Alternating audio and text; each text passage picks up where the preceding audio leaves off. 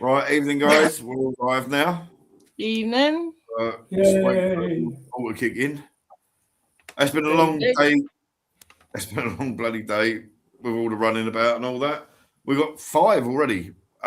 Colin and Barry I'm hoping about to be there. Hopefully Eileen will be there. Yeah.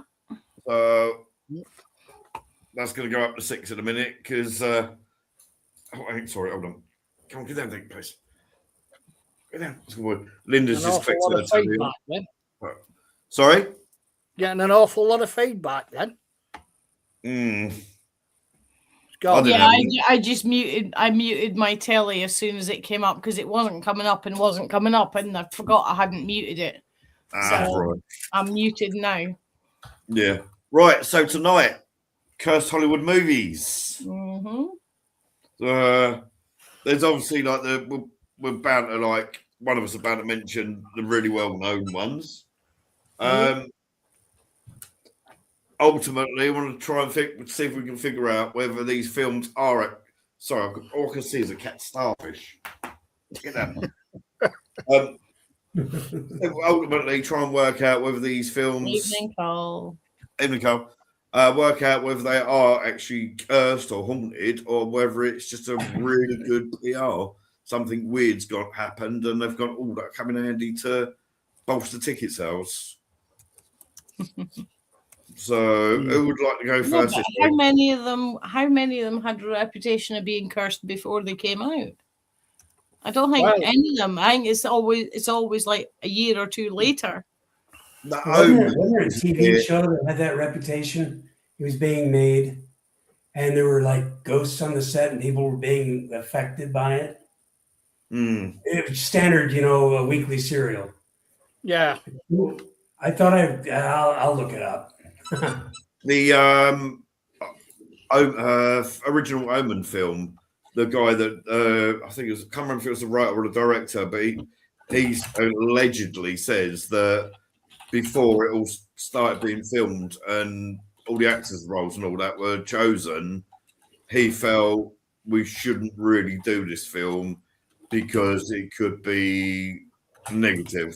Well, yeah, because Gregory Peck and the screenwriter were on 2 separate planes. Both planes were struck by lightning. The plane that they were both originally supposed to be on, as well as the crew, that plane crashed on takeoff, killing everybody on board. So, and then you've got... I've heard that one. I actually looked into that. Yeah. Yes, it did happen. But the way a lot of it's been put out, that wasn't quite right. There was it doesn't surprise me. It did happen. There was a plane crash, and it did kill all the crew. But what was actually happened, because that's one of the bits I put on there, there was going to be a scene in the film involved Gregory Peck and whoever the other actors were for the scene in an aeroplane flying somewhere. And they only had stunt doubles and things in the aeroplane at the time. Yeah, because it's when they're on the way over to dig up the jackal corpse. There's actually a scene where they're on the plane. Yeah. And the last bit that I got for that one was the special effects director was in a car crash that mirrored the movie. There was also, you had the 2, Gregory Peck and the director in 2 separate planes that got struck by lightning. And there was also a special effects artist that was in a 3rd aeroplane that got struck by lightning. Plus the actual aeroplane for those. It didn't really make it clear, but I think they were trying to do aerial shots and things like that to make it look like just like cutaway scenes, and that's when it crashed. Yeah. So. And the one that the special effects director was in, he was decapitated the same as the car crash in the movie. That was his assistant. His assistant, was it? It was his assistant, yeah. So the planes that were struck by lightning, were they all in the same air at the same time? No. I didn't look that far. No, there's matter of days difference. Right. I I was think- going to I say think because if I it's think like the second and third one might have been the same day, but Gregory Peck's one was about 2 days beforehand, I believe. I was going to say because if they're flying in the same airspace and they don't It's the want same the, location, high chance, yeah. the stars getting killed if one of them does happen to crash. Yeah. Yeah. Well, Then, I went, they're I all went flying on, through the same bloody thunderstorm. There's every chance Yeah. they're going to get hit by that. Yeah. well, I looked into that. I looked into that earlier. Used ChatGPT, used Google, and a few other things. And for 3 planes with 3 I put it down as actors, even though like 2 of them weren't actors. They were Yeah. directors. Yeah. I put 3 actors in 3 separate planes going to the same direction, all getting hit by an aeroplane. It reckons there's a 1 in 1.2 billion chance of that happening. Mm. Yeah, not if they're like I said, not if they're flying through the same thunderstorm. But if that's, yeah. And you think, I remember saying to Heidi once, I remember when I was a kid and I was being brought up by my nan and granddad, I remember leaving play school on the Friday, or nursery, or whatever you want to call it, on the Friday, and there was a storm that was starting as I was walking back, and on the Monday, the storm was still going. So this would have been like That's impressive. mid to early 70s. So what Ian's saying there could make sense. It could be, it was, they were flying I at the see, same if that had destination. been up here, that storm would have been done in 2 hours. Yeah. We don't Why get would- decent storms up here. No Well, word we of don't lie, get the any last time 10 of years, year, I think the longest storm I've seen is about 15 minutes. Yeah. Yeah. So, and then that's about 3 flashes of lightning and 2 rumbles. We That's it. we usually Where, get where was the we usually film get about filmed? two rumbles and The one. Netherlands.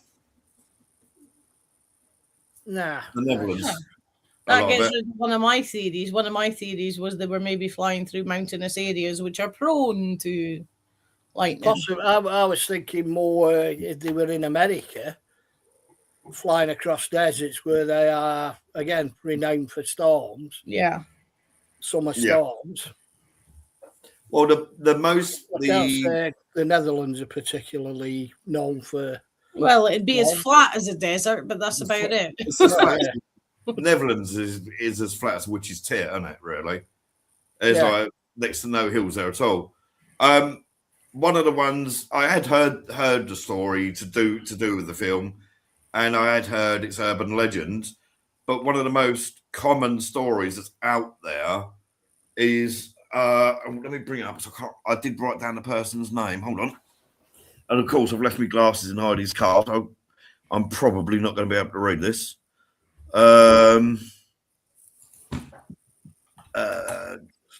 Oh yeah, that one you was on about, Linda. That's the special effects artist John Richardson, who created the decapitation scene. Shortly after, was in a car accident, and his assistant was decapitated in the Netherlands. It quickly circulated that it was by a sign for a town called Oman that was 66.6 kilometers away. I saw that too. Yeah. But that is just pure embellishment. Yeah. The scene with the baboons where they go through and Damien's in the car and the baboons go nuts. The animal keeper for the baboons got mauled to death by a lion. What the hell was he doing with the lion? Sorry. Apparently, allegedly, it escaped because it was like a Windsor Safari Park type of place. Yeah. Apparently, he was just in the wrong place at the wrong time. And yeah, the other bit I put there was a scene involving a plane was scrapped because while testing camera angles and flight paths, less than a minute into the flight, the plane crashed and killed all 6 people on board. Less than a minute. Yep. Well, at least they didn't have much time to worry. No, didn't give them the chance to. No. Hopefully, they all went like that. Yeah. Well, you've got to hope it certainly wouldn't have been long. Yeah. I've always said when I go, it can be as painful as it likes, so long as it's like that. Yeah. Yeah. Producer Harvey Bernhardt began to wear a crucifix because he felt by making the film it would draw in demonic entities. star Gregory Peck's plane was struck by lightning on the way. Oh, his plane was on the way to London. Strangely, the executive producer whose plane was also struck by lightning on the way to London, and the writer David Seltzer was the third one who had a near miss when his plane was also hit by lightning. So, right. Should we look? How are we going to look at this? Are we going to look at it as it was potentially paranormal, or should we go down the normal route first? I don't know. There's a lot of crazy stuff thrown in. I mean, the lightning strikes. On occasion, more often recent. Oh, okay. Thank you, Stefan. Sorry about that, Joe. No, that's fine. But I mean, the lightning strikes, the different stuff, just like the next one I'm going to do if somebody doesn't jump on it. There was a lot of crazy things that happened. Is it coincidence?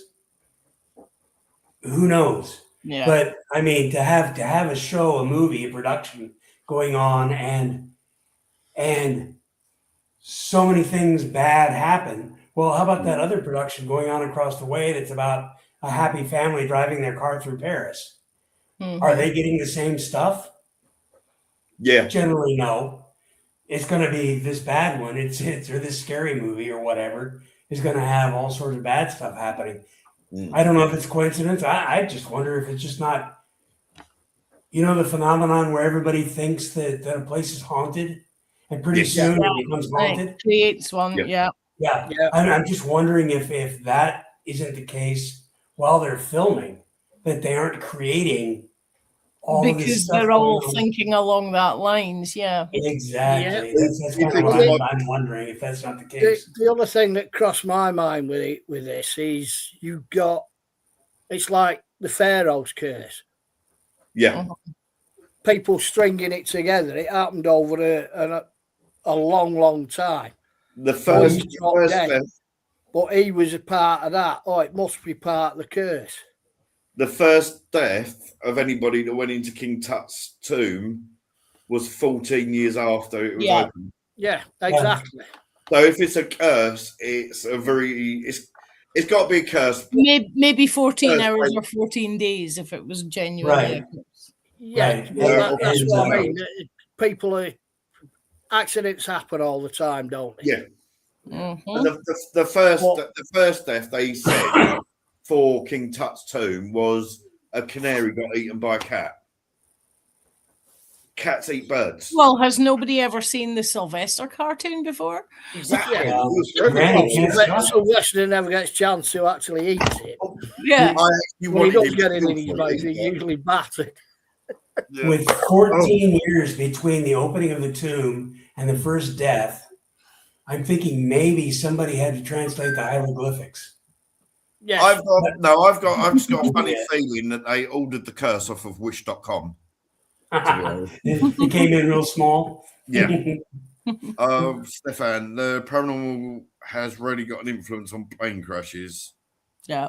Well, it's human error. That does remind me of a story to do with haunted plane things, but that's a different issue. Yeah. I mean, the lightning strikes.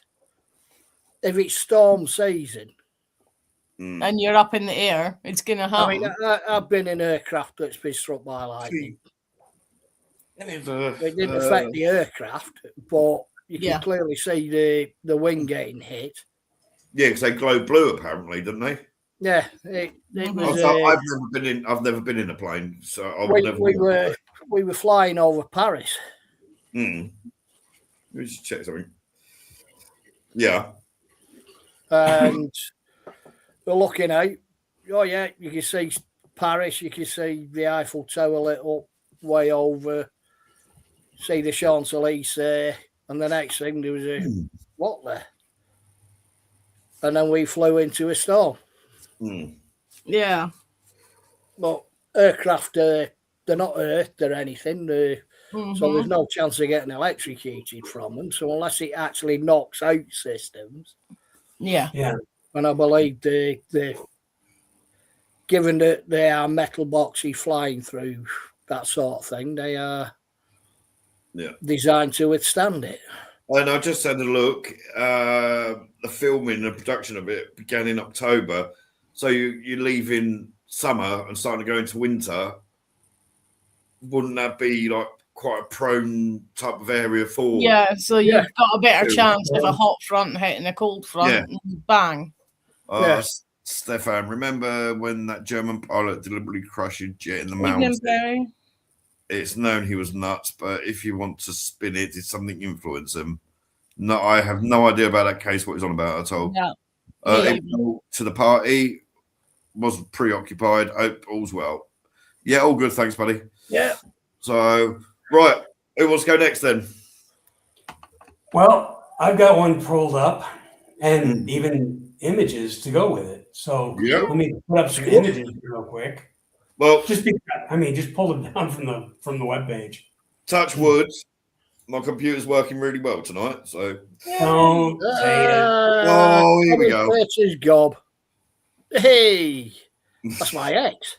I was going to say the same thing. I didn't know we knew the same woman.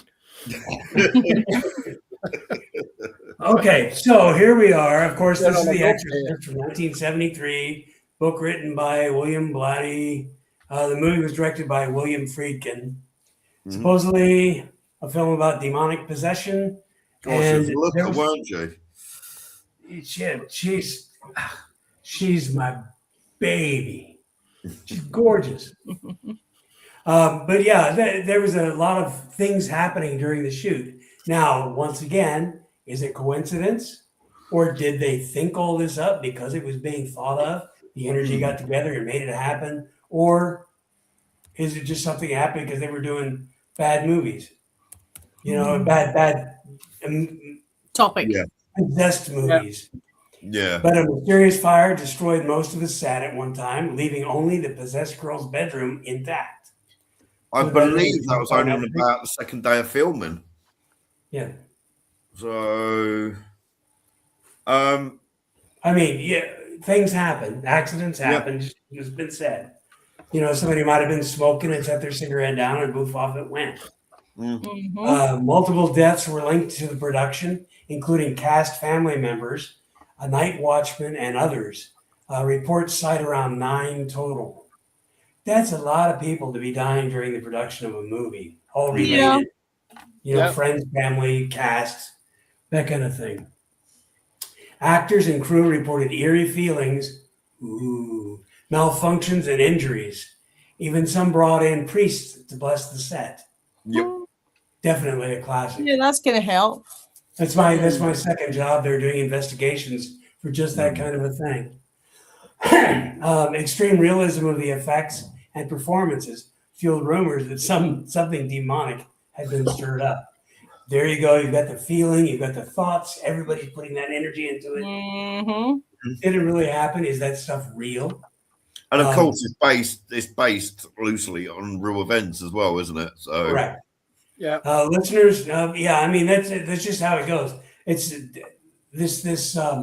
film caused mass hysteria in the theaters. Oh my God! Everybody went crazy. You know, 73. When I did wonder with that. I mean, in those days, there was a lot of, I can't remember the phrase for it, where they hid the details in the background. So you sat there watching it. Oh, I feel like a Coca-Cola. Yeah. Yeah. Subliminal advertising. Yeah. And I do wonder sometimes I mean, it's allegedly banned now. But in those days, it wasn't. So with horror movies and things like that, it's putting in, like we said before the other week about hypnotism. Yeah. And of course, in feelings and everything in your head. So you're And in today's movies, they actually add an infrasound thing which creates that paranoia, fear. Yeah, 14 hertz. You don't hear it, but you feel it. You feel it, yeah. Like 14 hertz, something like that. Putting it back there, everybody's sitting on edge. Yeah. With the original Exorcist movie, and everyone's been all shocked and all that, when the updated version or remake or reboot, whatever it came out the other year, and that was absolutely atrocious film. It really was bad. Haven't watched it. If the original would come out now, people would go, "Well, that's a load of rubbish." Because I remember seeing The Exorcist when I think I was about 14 or 15, possibly, maybe a little bit old, I don't know. And I thought, yeah, it's all right, but it's not exactly scary. Yeah, I didn't get to see it until I managed to buy my own VHS copy when I was in my 30s or 40s. And I was like, halfway through the movie, I was like, nah, the book's better. Well, you usually find that the books are better. Yeah, your own imagination takes over. But with The Exorcist, there was the fire as well, wasn't there? Yeah. Burned most of the set. Yeah. Burnt most of the set apart from her bedroom. Right. See, the other thing with that film, the only reason her bedroom was saved was because they'd been flinging the alleged holy water around for the filming. Everything was wet. Yeah, she vomited all over it. Yeah, it was all wet with the special effects and projectile fire stopper. That scene where she actually vomits the pea soup vomit in the guy's face. He distinctly had it put in his contract. Do not have that stuff squirted at me. I refuse to have that done to me. So that look of shock on his face is actually real because the director literally said, "Fuck him. It'll look better if it hits him." Right. Yeah, well, you got that horror on his face as well, which was real. Yeah, it was real that he had that stuff all over him. Yeah, but the look on his face, if he knew it was coming, it wouldn't have been the same. It wouldn't have been the same. Whereas if all of a sudden he's covered in it, it's what then? What my point with it, like I was finding it, why I suggested like the haunted movies and things like that is, say Ian had made a film, and it's not available. It's not me. It's three people impersonating me. I don't use OnlyFans, so I couldn't tell you, Ian. OnlyFans, that's where I went wrong. If Ian had made a film that was mediocre, and to be honest with you, The Exorcist is only a mediocre horror film. Sure. To be honest. Yeah, it is. Well, Hollywood. And if people gone fire retardant, Perry. Yeah, you get people going that review the film beforehand, say, "Oh, this needs to come out, that needs to come out." Then they'll go, "Oh, I reviewed the film and it's coming out soon, and all this, that, and the other." And people go, "Oh, that don't sound really good, does it?" Then that's going to get out to the people that have made the film, and they're going to think, "Okay, I'll tell you what. What about if when so and so actually cut their finger and they got a splinter, they actually lost the whole finger? We'll put the story out." And just things like that. Because it was done with the Friday the 13th films. Because they was a direct rip-off of the Halloween. They'd seen how well Halloween had done. So they come up with a almost identical storyline. So, and with the Exorcist films, a lot of the seats in the cinemas had electric shock pads attached to the bottom of them.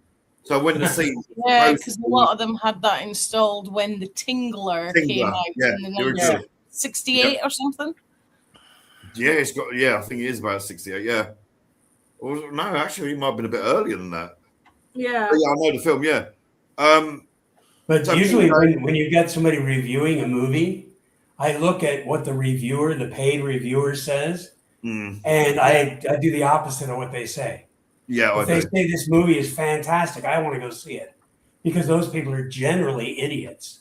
Yeah. And I look at what the people have said, like on Rotten Tomatoes. Yeah. If people say it's a great movie, generally it will be. And if the people say it is, then the reviewers say, no, it's terrible. And opposite, vice versa. Yeah. So if reviewers say it's bad, I'll go see it. But, it's like the way I look at it, if you got a horror film that's mediocre and you're not looking your pre-orders for tickets aren't very high, if you go, well, a ghost was noticed in the riggings or spooky voices were heard after everyone had left the building. That people might go, "Oh, actually, something happened there. I wonder if it is worth looking into." Mm-hmm. So how much of it is real events, and how much is it a way of bolstering a really weak film? Yeah. Well, some of it's bound to be advertising, isn't it? Yeah. But where there's deaths and the like, it's Be right back. where there's deaths, where there's actual fires, and I'm not sure. We'd have to check, Perry. I'm not sure if ectoplasm is fire retardant, but yeah, it is. It's Ron one of Jeremy. those. Ask if ectoplasm's fire retardant. Ask Ron Jeremy. Yeah. Right. What's the next? Who's got the next one then? Oh, Joe hadn't finished his one. Sorry, Joe. No, that's pretty much it. We discussed it, but there were just the basics with The Exorcist was that, and it was a lot of the psychological stuff. Being the first real movie like that, Yes, yeah, and that was the thing. Nobody had ever seen anything like that before, and yeah. Stefan does have a good point, especially this. Unfortunately, it all kicked off real life belief in possessions and exorcisms. Something that's really bad, and yet that's very true. But there was exorcisms and things like that going on long before this movie came out. It just was put in the head of people more because they saw this movie. Yeah. Yeah, before then it was more. It's like when you used to, up until a few years back, when you say I go ghost hunting and things like that, people go, well, yeah, there's people who do it, but I've never heard of anyone that does it. And then suddenly this film comes out and it's, exorcisms, the Catholic Church, and it kind of brought it forward in a public. Yeah, it's like anything. Like you look at the crop of ghost not movies, but programs. Yeah. Most Haunted,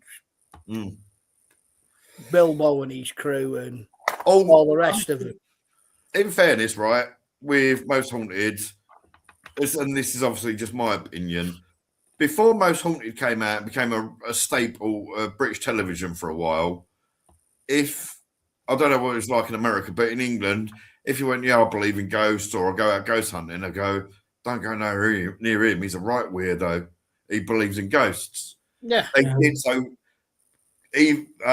Most Haunted did bring it into the forefront and more acceptable.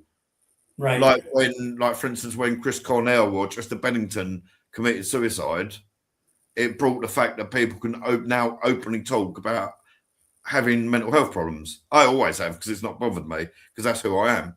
But there's a lot of people go, I can't tell someone I've got depression because they'll think I'm weird. Yeah, but again, with things like that, you mentioned those two. If you're not into that music, you don't know about that. But things like that bring things to the fore. Right. When in past years I tell people that I'm a paranormal investigator and an exorcist investigator, prior to exorcisms and things, get the information they need. I used to get really weird looks and comments, and people say, I don't believe in any of that. I just say, you don't have to. I'm not trying to make you believe in any of this. Yeah. I do, but nobody says you have to. No, and they're exactly. like, and they're sort of put out a little bit because I'm not trying to change their mind. It's not a religion. It's not. No. I'm not after money from you for anything. No, exactly. This is what I believe. Whether you do it or not, I really couldn't care less. I've got a lot of experiences telling me that it's real. Yeah. Do you find though, Joe, you got more weirder looks when you said you was a paranormal investigator, or when you said you do exorcisms? The exorcist investigator part of it, definitely. You get, holy crap. In fact, the other night, where were we? Well, it might have been Saturday down at the Cafe Seon. We were down there, and I think Somebody mentioned that I was a paranormal investigator, and we started talking. This guy gets up and moves to the far end of the table. Just stands up. He leaves his wife sitting there next to me talking, and he gets up and moves, sits down at the far end of the table, which I thought was really funny.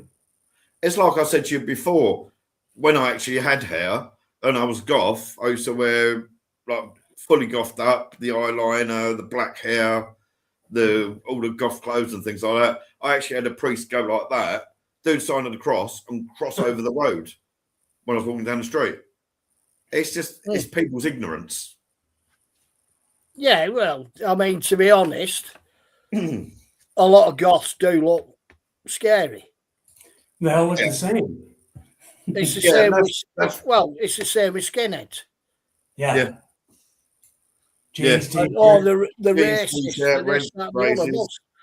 I knew quite a few skinheads in the day, and a lot of them were black. They were into ska music and all the rest of it. They weren't racist. It's only after that they became all the far right thugs and all this. The original skinheads were anything but. Yeah. In my pre-teens, I was really big into ska. Nowadays, I don't listen. I do occasionally listen to it, but not as much as I should. So, right, Ian, what ones have you got? Well, Poltergeist. Yep. An obvious one. The amount of stuff that's been said about Poltergeist that happened on the set, the people that died. You don't need to look for pictures for that, because I've actually got some, because that was one of the things I was going to talk about. So I'll grab them for you. Well, the original set of the trilogy was cursed, according to popular belief, attributing to the long string of unfortunate circumstances that followed the cast and crew. The fact that they used real human skeletons in the first film. Oh, yeah. Hold on. Here we go. There you go. Was also used as if they hadn't used them, it would have been, those are the real skeletons. They were actual skeletons. The reason for that, allegedly, is it worked out cheaper to get real human skeletons than it would be to make rubber or exactly. And it looked better. They look realistic. They look. And it came out. I can't think. It was a while ago now, but apparently, because obviously you've got all the wires and the lighting and the cameras and things like that, the actress, I can't think what her name is. Hold on. What's her bloody name? Jo Beth Williams. Jo Beth Williams. Because of all the lighting and that, she didn't want to go into the water. She was refusing. She was scared of being electrocuted. And it's come out that what's his name? Steven Spielberg got in the water and said, right, okay, I'll get in the water with you. So if any wires fall in and you get electrocuted to death, it kills me as well. I've not heard that one. I heard the actual cast didn't know that the skeletons were real. Yeah, I've heard that. See, now when I researched that earlier today, because obviously this is one of the most famous things in that film, and I researched that, and a lot of the actors on there allegedly did know they were real. Well, if you didn't have to interact with the skeletons, you could know. It's the people that had to swim in the pool with them that they didn't want anybody to know about it, so the reactions were real. Yeah. I would think that anyway. Well, yeah. I'll give her an extra $10 or so for playing with skeletons. And obviously we got it's AI interpretation. He wouldn't let me give a real copy of it, but our little Heather O'Rourke, bless her little heart, died at the age of 12.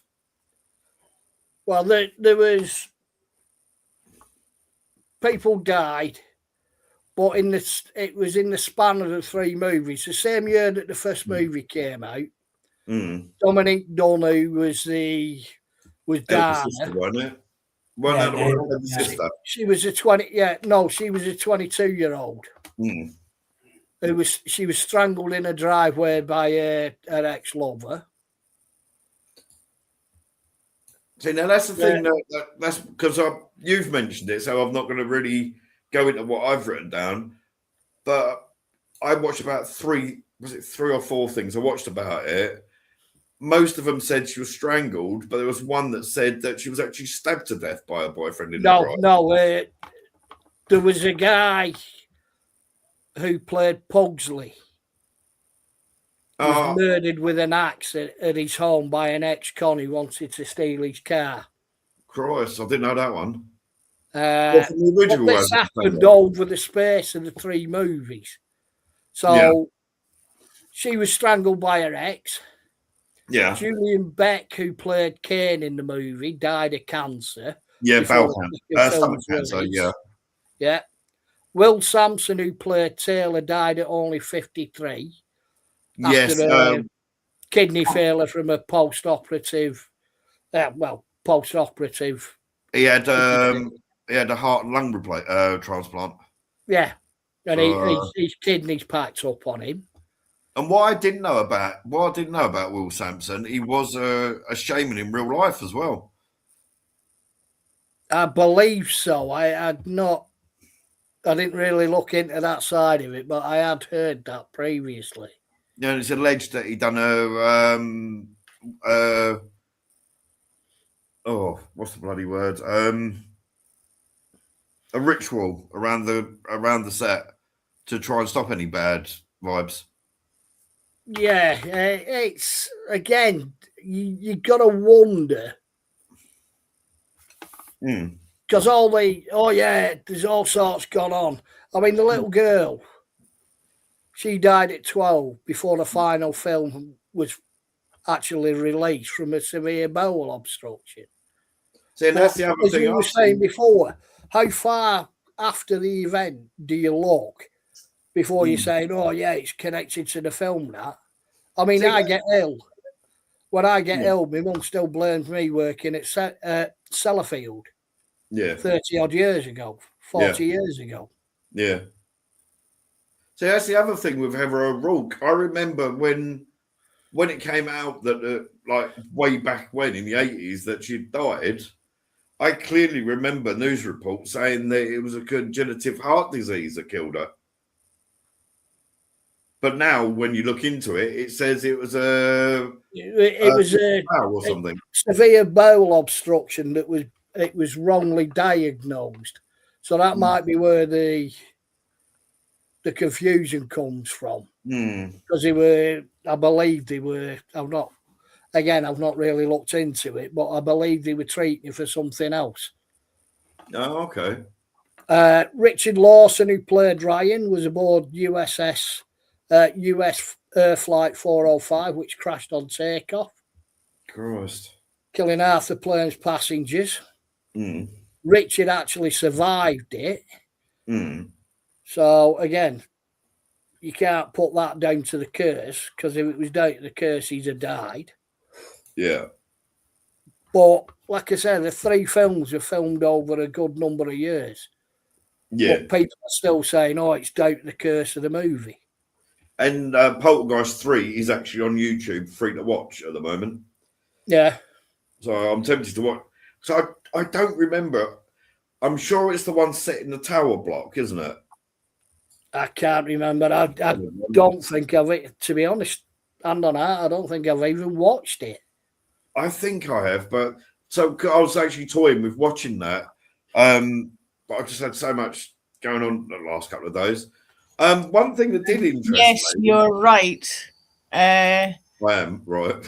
Will Sampson was a shaman as well. Oh, okay. So, right. Of course, he's most famous for his other movie, which is One Flew Over the Cuckoo's Nest, which is the most famous one he was in. Yeah. You know what? I've never ever seen that. You should. Yeah. It's a good movie. It reminds me of my home life when I was a kid. It was Oh, great. Right, Um, I've got. If you want to share screen, yeah, with that poltergeist one that I did find quite interesting. There's a scene where they go into Carol Ann's bedroom, and on the wall there is the name of American football team, and it says like XYZ, the date that they won it. And apparently, though, this was actually put on the wall years before they actually won it. And the day they did actually win it was the day she actually died. there's all sorts of stories. I don't believe that. I've heard that about other stories, other movies as well. But at 12 years old, Jesus Christ, I've got skid Yeah. marks in the underwear older than that. Yeah, but the problem, poor like I said, the thing. problem is she died so much young. Like, where am I?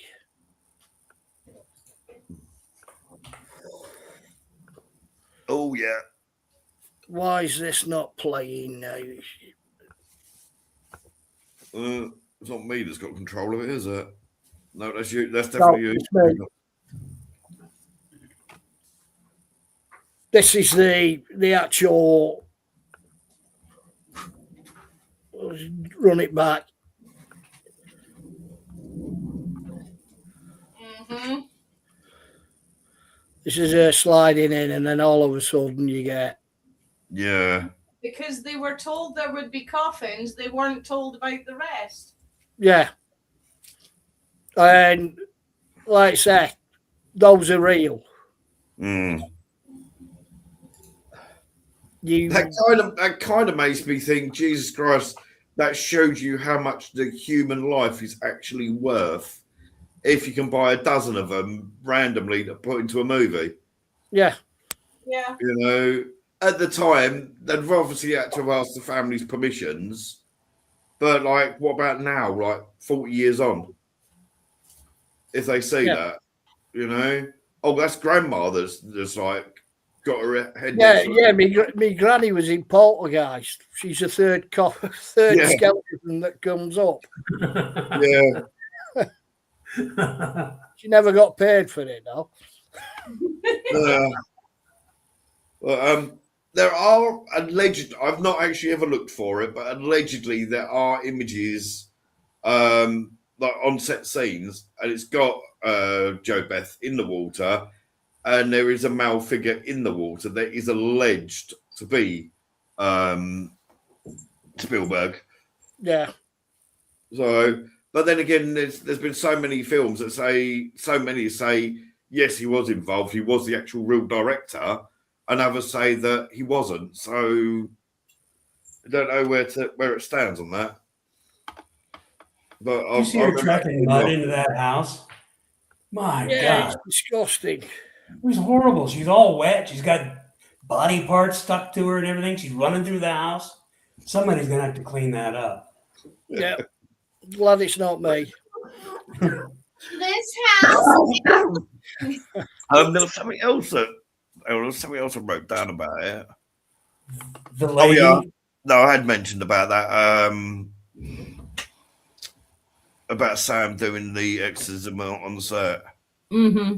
So, but no, 12 years old, that's just like, what the hell, you know? Well, again, like I said, she died years after. Yeah. So, can you really say it was down to the movie? Yeah, exactly. You can't really say it. And health, you know, health problems go randomly pop up from nowhere. Yeah. They can literally just come out of nowhere. Yeah. I remember being at work. I've said before, there was a elderly lady I used to watch to look after. She was usually pretty aggressive. She'd gone quiet for weeks. I kept saying that something don't seem right.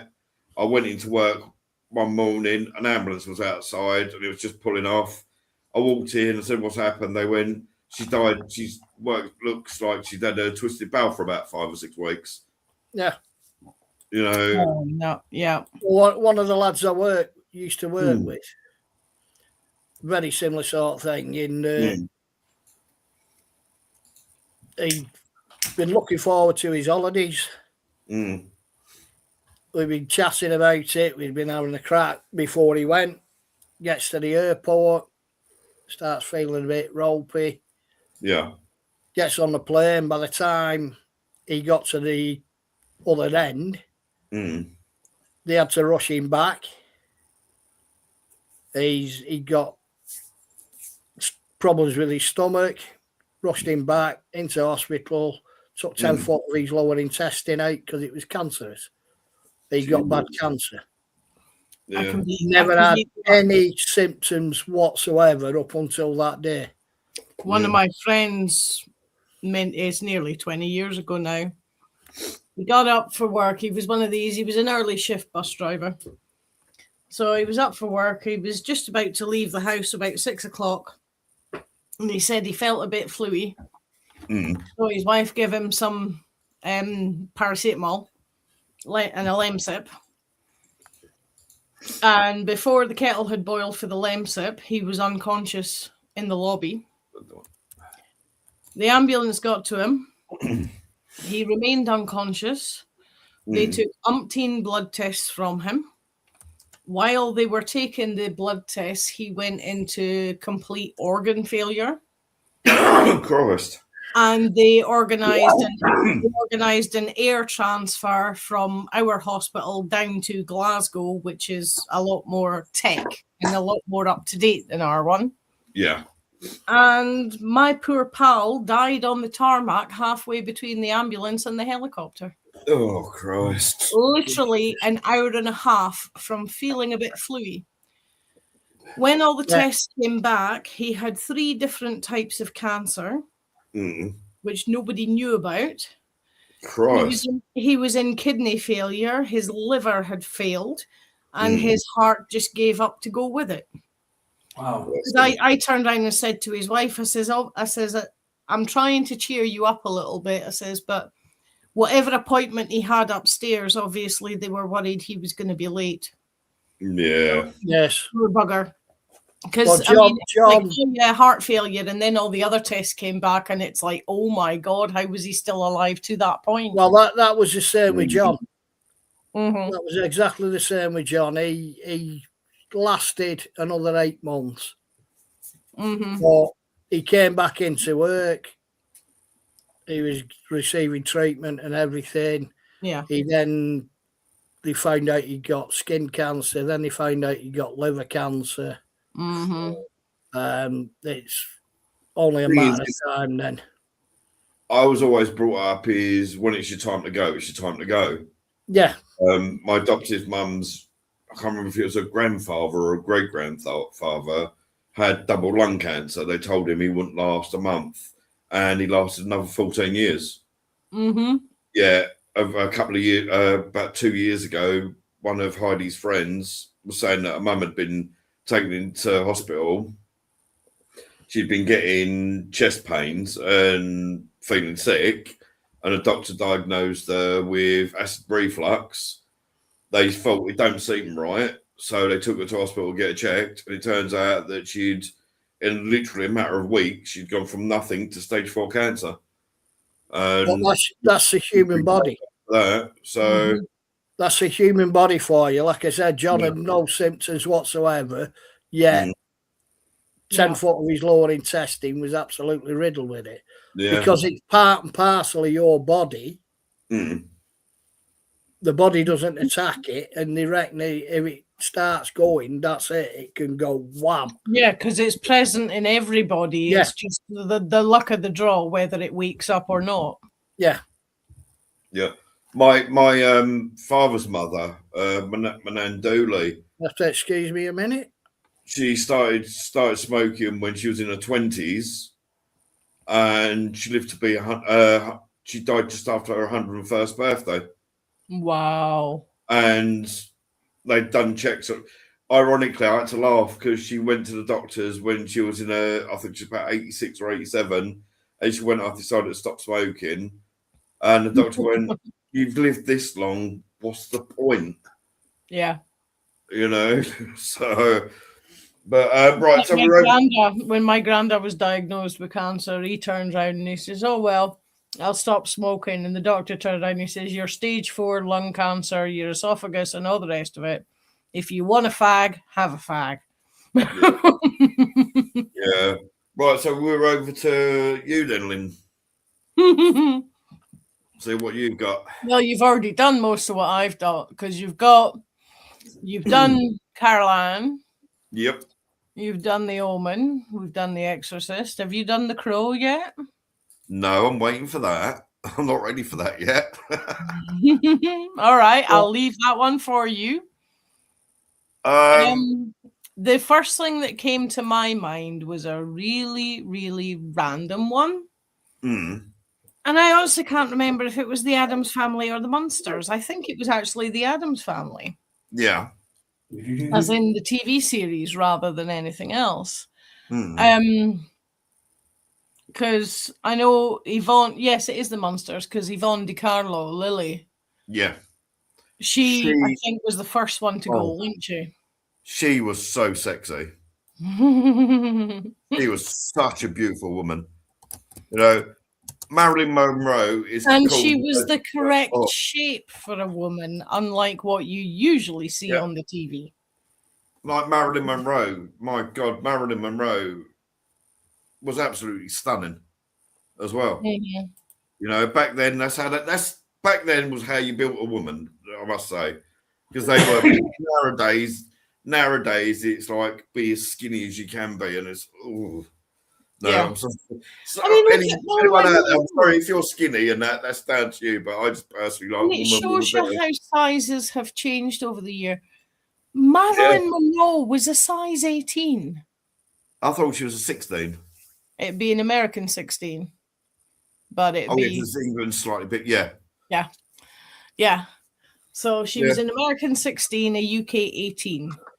And folk are like, oh yeah, she's the immaculate one. And then everybody's like, oh, I want to be size 0. And I'm like, if you're a size 0, you're going to look like this. Yes. Because that's all you see on them skinny women, because there's nothing between the skeleton and the skin on their chest. And I think there's nothing worse than looking here and being able to count ribs here, whether it's male or female. I have noticed as well over the past week at the moment, you've got pictures of Kelly Osbourne, Janet Jackson, LaToya Jackson, and everything. Kelly Osbourne looks like she died 2 weeks before her dad did. I occasionally watch Kelly, Jack, and Sharon. They do talks on them. They sit in their home and they talk about Ozzy and how much people have been so kind to them. That Kelly does not look like those images that they've been put on YouTube, on Facebook. She's slim, but she's just lost her dad, who was the love of her life. Yeah, exactly. And nobody eats right when they're in grief. You're either overeating or you're undereating. And all you're doing is chain coffee and chain smoking or chain whatever. I saw an image of Janet Jackson earlier, and the way it's clearly AI, and people going, oh, look at the state of her, look what she's done to herself. But her legs were like the size of my wrists, and it clearly isn't real. You can see she was like that in the 80s, up to the knees anyway. Yeah.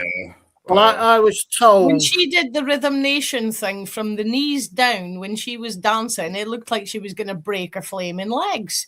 Mm. I was told a long time ago by a doctor that my ideal weight for my height and everything is it between 8.5 and 9 stone. I was 11.5 stone when I started secondary school. All right, then it was pure muscle. It was 8.5 stone. I'd look like something out of one of the Nazi extermination camps. Yeah. Oh no, that's what my charts say. Your height and the charts that were done in the 1950s when we didn't have antibiotics.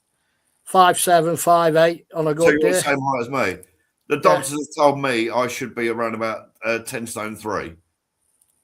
Yeah, well, they've upped it now. But like I say, I was into my gymnastics. It was all muscle. I was solid. I'm broad.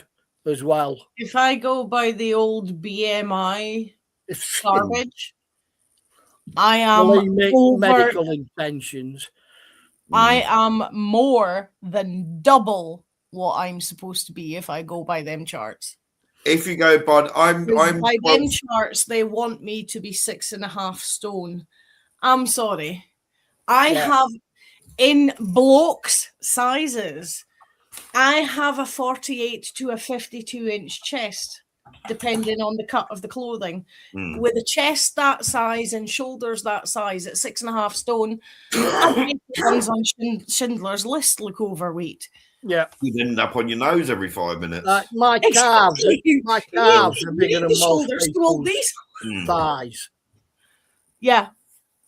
Yeah, I miss them days because when my arthritis wasn't as bad in my younger years, I used to do athletics clubs. I used to do dancing and things, and I so miss not being able to run. I really do. Nowadays, I never could run, but at the height of my weight loss about 7 years ago, which is only 1.5 stone ago, but the height of it, I was dancing 3 hours a day, 4 days a week, and doing at least an hour on the other days. well, I noticed a massive difference in the strength of my legs and my back and everything. So even if you're just boogieing around your living room, dance, have a laugh, take the mick out of yourself. Well, it's much more fun than going to the gym. I'm 5'7". I'm at the moment, I think I'm 12 stone 4, and my doctor has said I should be classed as obese. Right, seeing as we're all being honest. So yes, I've got a bit too much there, but seeing as we're all being honest, I'm gonna do something which I've never done in public before. I am 5'4" and 16 stone 10. Up until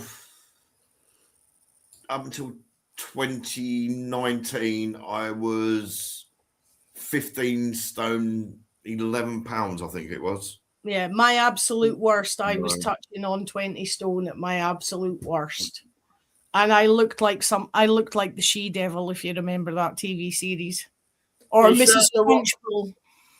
Where she had a shin bone shortened to, I remember that. That was, she played a brilliant part. And Miriam Margolyes was the maid. Yes. Yeah. Well, I think I'm 16.5 stone. I'm lucky because mine is all over. So I don't have the belly. That's why. But since I've lived in this For place, those that haven't seen me properly, I love that top. I said to you, the leggings as well. I said, "Oh yeah, is that the bones on the legs?" Yeah, I love it. I love it. But I said to you, if you remember rightly, Lynn, I said to you back in January on one of your posts, I said how much weight you'd lost. Yeah. And you've actually put some on. I'd already put some on when you said that. Yeah, I remember you saying you'd put more on. When I go like that, if I step back, you can see one of the worst offenders. I must then admit, that's actually genetic as well. But because it's all over, I still have the hourglass waist. Yes, that's right. Yeah, it's just ruined when I turn sideways, and you can see that bits. Well, I had an hourglass figure. Well, I had the classic V. Yeah, it's now hourglass because all the sand's running down. I've always said I am losing weight. I was a double base. Up until I had my heart attack, because it's from then that I started going, right, I really need to start losing the weight, even though it was only a very mild heart attack. It's only microvascular. But before then I had a fat arse. But now I've like Heidi said a couple of months back when we was out with the kids, we went, bloody hell, we've got no arse left. And I noticed it because if I sit down, I get such bad sciatica. It's unbelievable. But right, anyway, the next one I've got. See how easily distracted we are? Who says ADHD is a kids only thing? Yeah. Joe's left us. I'm here. We probably zoned about to sleep. Right, here we go. It's a 1980s film. The cursed film that's never been made. It's unmakeable, allegedly. It's called A Took.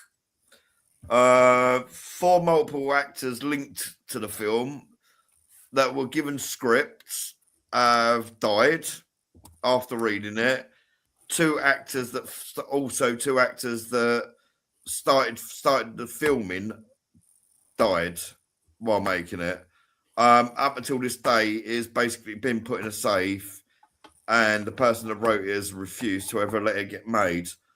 Well, again, that's another one of those. How long after the event?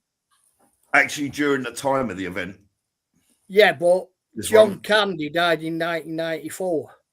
Yep, and it was 19. John Belushi died in 1982. There's 12 years between them, but they're still accrediting John Candy as being part of the. He died because of the film. Yeah. John was it John Candy, Chris Farley, James Belushi, and I can't remember the other one. Sam Kinison. John Hartman. John Hartman, I can't say I've ever heard of. Yeah, Phil Hartman. Oh, is it Phil Hartman, is it? Phil, yeah. Oh, well, okay. I can't say I've ever heard of him. He was murdered in 98. Mm. Chris Farley, who was approached for the role, who died in 97. Yep.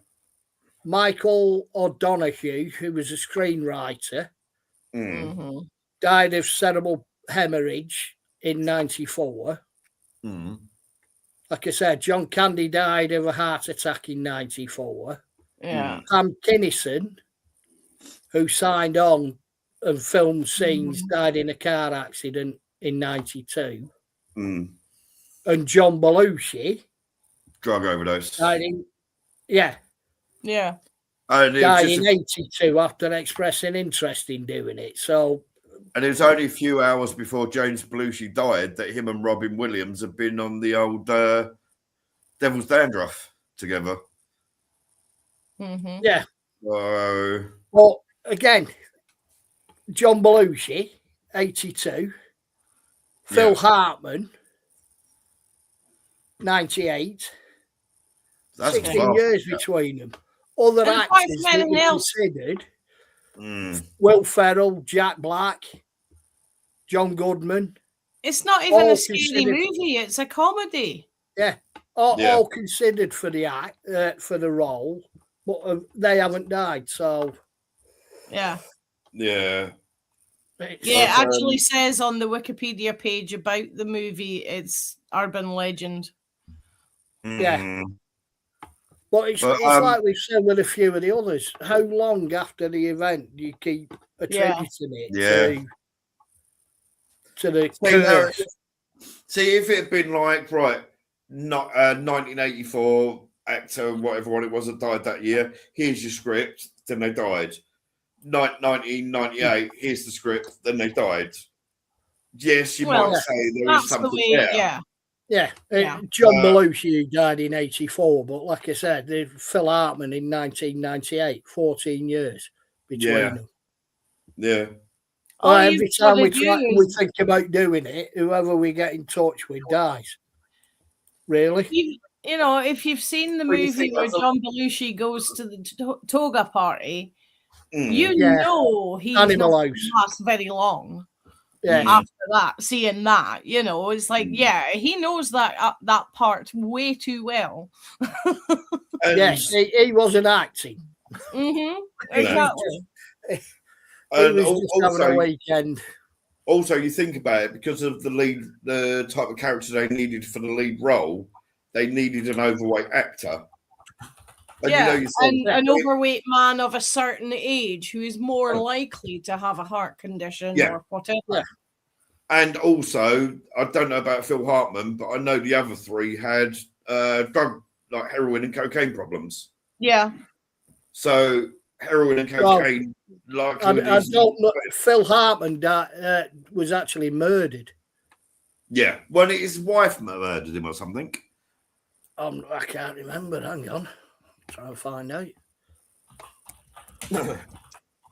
But yeah, it sounds good. The guy that wrote it, apparently, it's in a safe, and he said he was shot by his wife. Yeah, his wife, 1998.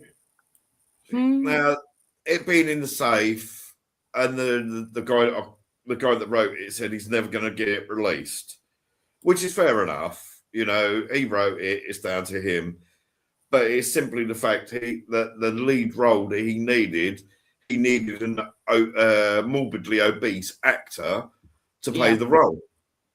Yeah. People that are morbidly obese are going to be prone to health conditions that can take their lives. Yeah. I have to input something. Reading the little description of what the screenplay is. If he's a mighty Inuk hunter, he couldn't have been obese. Because it says it's a mighty Inuk hunter trying to adapt to life in the city. Yeah, the incomparable. A First Nations hunter is not going to be obese. So they were not even sticking to their own script by picking those kind of guys. No. And it is a shame because they were great. They were all great actors. Yeah, they are all really good. You know, and like I said, though, I'm sure Chris Farley, it was a heroin overdose. The same as James, because James Belushi was a speedball overdose, wasn't it? I think. Yeah. You know, it's a shame. It'd be interesting to see if after the writer dies, whether his family go, here you go on, go make it, sort of thing, and then see if it'd be interesting. Or it'd be interesting to look online to see if the full script's there, because it'd be interesting to read. And then, like, just use your imagination what it'd be like. So, right, I think we're back to you then, Joe. Again? Didn't I just do one? All the ones that I've done, all the ones. Actually, I don't know if it's Joe or Ian. Actually, I've got lost. No, yeah, it's you, Joe. Yeah. Oh no, it's me. Sorry, no, it's me. Right, this one, I wouldn't have personally said it was cursed. It's bad luck, but I wouldn't have necessarily said it was cursed. Let me just get up the image that I've got for it. Oh, Cat, can you stop headbutting, please, little man? Hello. Yes, I missed you too. He's telling you he loved you. I've been away, haven't I? I've been away with the kids. He's telling you, I want common love. He's going to bug me tonight when I go to bed anyway. So, right. So, the first image for this is going to be this. Oh, Mr. Wayne. Yeah. This gentleman. Get off your horse and drink your milk. There's been several films that he's been linked. There's been about 3 or 4 films he's been linked with that were allegedly cursed. So, but the film is this one, which is Noah's Ark. 1928, Noah's Ark, starring John Wayne, had a deadly reputation. Michael Curtis, director of Casablanca, staged a deluge with 600,000 gallons of water. 3 extras drowned, and over a dozen got injured with broken bones such as arms, legs, back, and jaw. John Wayne himself barely survived the scene, and for years the film was rumored to be cursed due to making a film and it being a mockery of God. Oh, for God's sake. So, 600,000 gallons of water, that's not exactly a cup of coffee, is it? And if you're doing it as a flood, you are doing it as a massive, fast inundation. So, yes, bones are going to be broken. Yeah. People are going to not be able to keep their head above water with the speed the water's moving. Yeah. So, yeah, that's I would have loved to have seen the size of the insurance bill for that. Oh, yeah. Apparently, though, it's from that scene where Hollywood's done a lot of changes into stunts like that as well. Of course, that. Yeah. But you think you got like Harold Lloyd and Buster Keaton and things like that. Jesus. Some of the stunts that they used to do. That used to be my best day, Saturday morning, watching all of them. Loved it. I can still remember the Harold Lloyd theme tune, actually. Hooray for Harold Lloyd. Yeah. Yep. I've literally had that going through my head all day, that one. And the Buster Keaton one where he steps out the house and the whole front of the house falls off. Yeah. And that was all done without safety and things. But, yeah. See, now that Noah's Ark one, personally, I wouldn't have personally said it was cursed. I would have just said it was stupidity. You're working with water, which is one of the most powerful things on the planet. It eats mountains. And 600,000 gallons on a set, that's a hell of a lot. That's not like picking up a cup of coffee and going like that to someone, is it, really? Yeah. So I wouldn't have personally said it was cursed. I would have just said it's bad luck. Yeah. It's not bad luck, it's badly managed. Yes. Yeah. Bad luck is if the tank splits when it's not supposed to. That's bad luck. Yeah. Actually doing the scene when you know you've got all that and not planning for getting people out and all the rest of it is bad management. Yeah. And I believe there was the other thing I saw about John. I can't think of the name of the film. Was it The Barbarians or something? He played I can't think of the name of the film, but he played Genghis Khan. Genghis Khan, the Conqueror. I was going to do that one. Yeah, I was going to mention that. Another one, all right. There was people dying of cancer and everything. The thing with that was they were downwind of a nuclear reactor. Yeah. Not reactor, where they were testing nuclear weapons. Yeah. A reactor wouldn't do that, but a test site would. It was the weapons they were testing. But didn't they say desert? Didn't they say the same about Victor French and Michael Landon? Because a lot of where they filmed Little House on the Prairie, the ground there was contaminated, and they think that's what might cause their cancers later in life. Yeah. So, I can give you a similar coincidence. The building in the middle of nowhere that I work at. Which one? There's the one in the middle of nowhere with just the trees around it. I know two separate staff families who have lived in the custodian's cottage there. The first one, their child was diagnosed with brain cancer at the age of 6. Horrible. He made it to his 14th birthday, but that's as far as he made it. The second family moved in. They already had 2 kids. See that the first lad was born while they were living in that house. The second family moved in having 2 kids already, and their 7-year-old boy was diagnosed with brain cancer as well. But he survived. He survived at the second one. But they were both the same age when they were diagnosed, and it's right under the flight path for one of the runways for the RAF base. So I have often wondered, is there, I mean, yes, it's a place I would love to live because the house is huge compared to this tiny little cardboard box I'm in. But my place. It's one of them things. It's like, okay, if I moved in there, would I develop something? Well, you do wonder. Yeah. There's certain locations, granite and radioactive and all the rest of it. It's like we know from medical studies, my area has more MS per head of population, and 9 out of every 10 people here are asthmatic. Yep. And we had 2 air bases within 20 miles of each other, and we live in between them. Well, again, with electricity, Mm-hmm. it's a known thing Well, with electricity. The living under pylons and all the rest of it. Yep.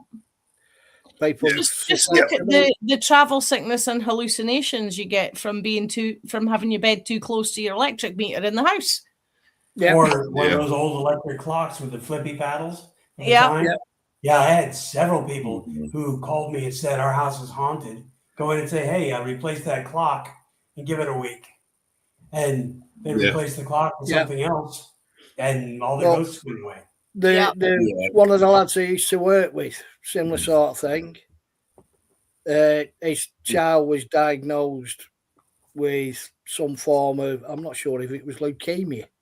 Now going back a good while, but he lived on a new estate. It was right under 4 pylons. So you're right. He was directly under the run. Town cat.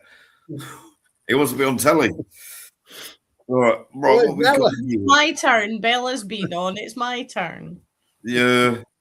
Oh, what is your right palm? Ooh. Is that Rosemary's Baby? Yeah. Well, yeah. Yes, it is. It's a long time since I've seen an image from there. Yeah, well, I pulled this one up because it's like it's got a few things to it. Yeah, who knows? But Rosemary's Baby from 1968, directed by Roman Polanski, who's got all sorts of issues of his own. Based on Albert Levin's novel. Just one of the psychological horror. What's that? It's a psychological horror classic about a woman, Mia Farrow, who's manipulated by a satanic coven and gives birth to the Antichrist. Okay.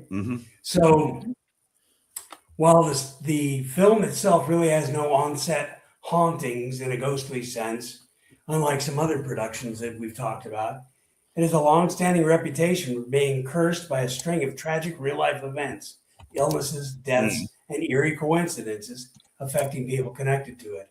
Many attribute this to the film's blasphemous themes, provoking supernatural backlash. Again, same thing they did with The Exorcist and all that kind of stuff. You're bringing in demons. Skeptics see it as a coincidence amplified by Hollywood tragedy and publicity. So, key elements of what they're calling the curse. The composer, Christoph Komeda, wrote the film's haunting lullaby score. Sorry. Oh, that's okay. Jumping off. Sorry. I'm having all sorts of flashes here going on in my head. In late 1968, shortly after the film's release, the 37-year-old Polish jazz musician fell off a rocky escarpment while roughhousing at a party in Los Angeles. He suffered a brain injury, fell into a coma, mirroring the fate of Rosemary's friend Hutch in the story, who was put into a coma by the witches and died in Poland in 1969, the next year. William Castle was the producer, the veteran horror producer known for gimmicks like The Tingler, which was brought up earlier, became convinced the film was cursed. He received death threats and hate mail from religious groups, very tolerant of them, upset by the satanic themes. In 1969, some of the things I've seen Christians saying yesterday, they're really tolerant.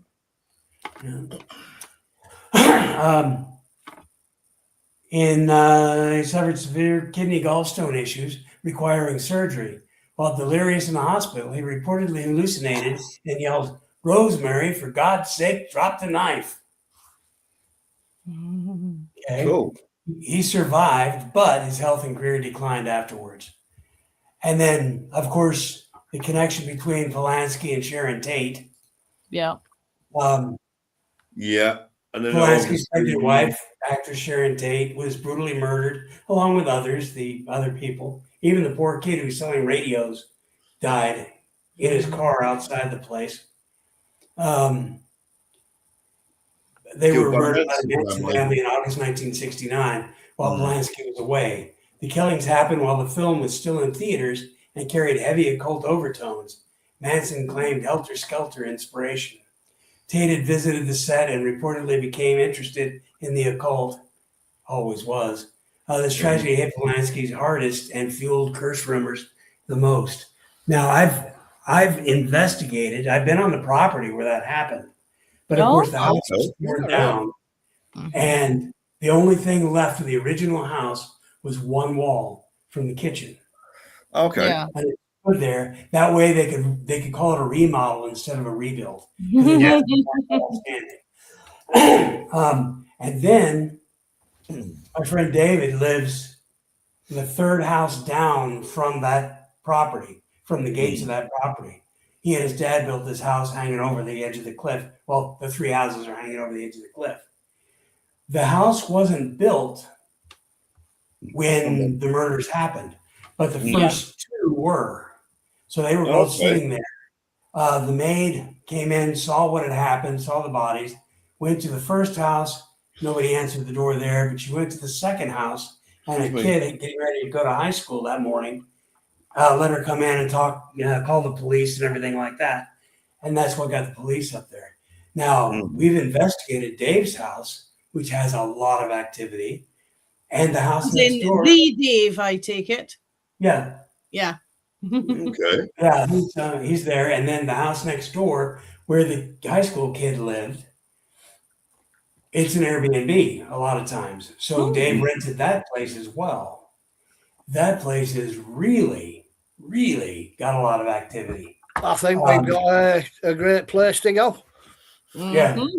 So I was standing there in the kitchen, and I saw the empath from my team outside in the driveway.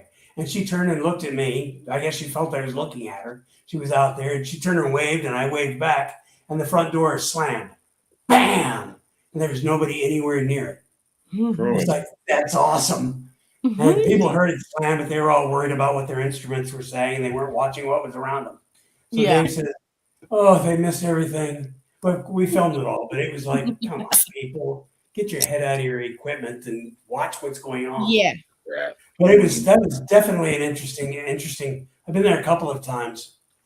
The Dakota building, which was the exterior of the place where she lived. Mr. Lennon. Yeah, John Lennon was murdered right out in the street. Oh, of course he was, yeah. Yeah, it had a reputation for being haunted before the film. Now, of course, they used the exterior. They didn't film in the building and things like that. But still, the ghosts of a crying lady, a little girl in a yellow dress, and the building's original owner are all living there. John and Yoko lived there. Lennon was assassinated outside in 1980. Some people think it was bizarrely attributed to the film. That, no.